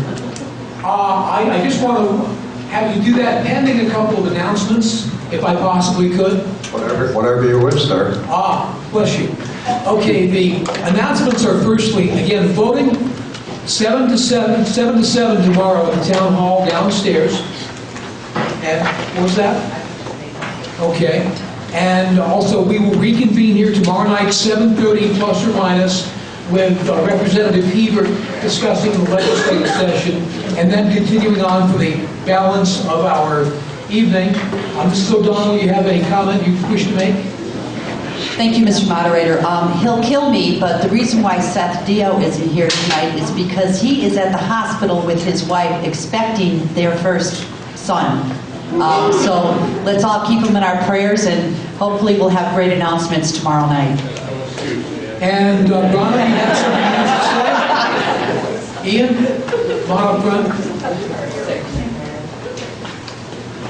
Back by popular demand is the library book sale. So after you vote tomorrow, come upstairs to the lobby of the town offices and buy some books. From 9 o'clock, I think, until the end of voting, which is at 7 p.m. At 9 a.m., I'll be there. You be there too. By the way, I bought a couple of CDs yesterday, today. Mr. Vernon, your motion, please, sir. Mr. Moderator, since we have agreed to end our discussions at around 10 p.m., and now is exactly 10 p.m., I move that our meeting be recessed and continued tomorrow evening, Tuesday, March 5th at 7:30 p.m. Right here, oddly enough. Here you are, moved and seconded, but I want to say, bake sale by the historian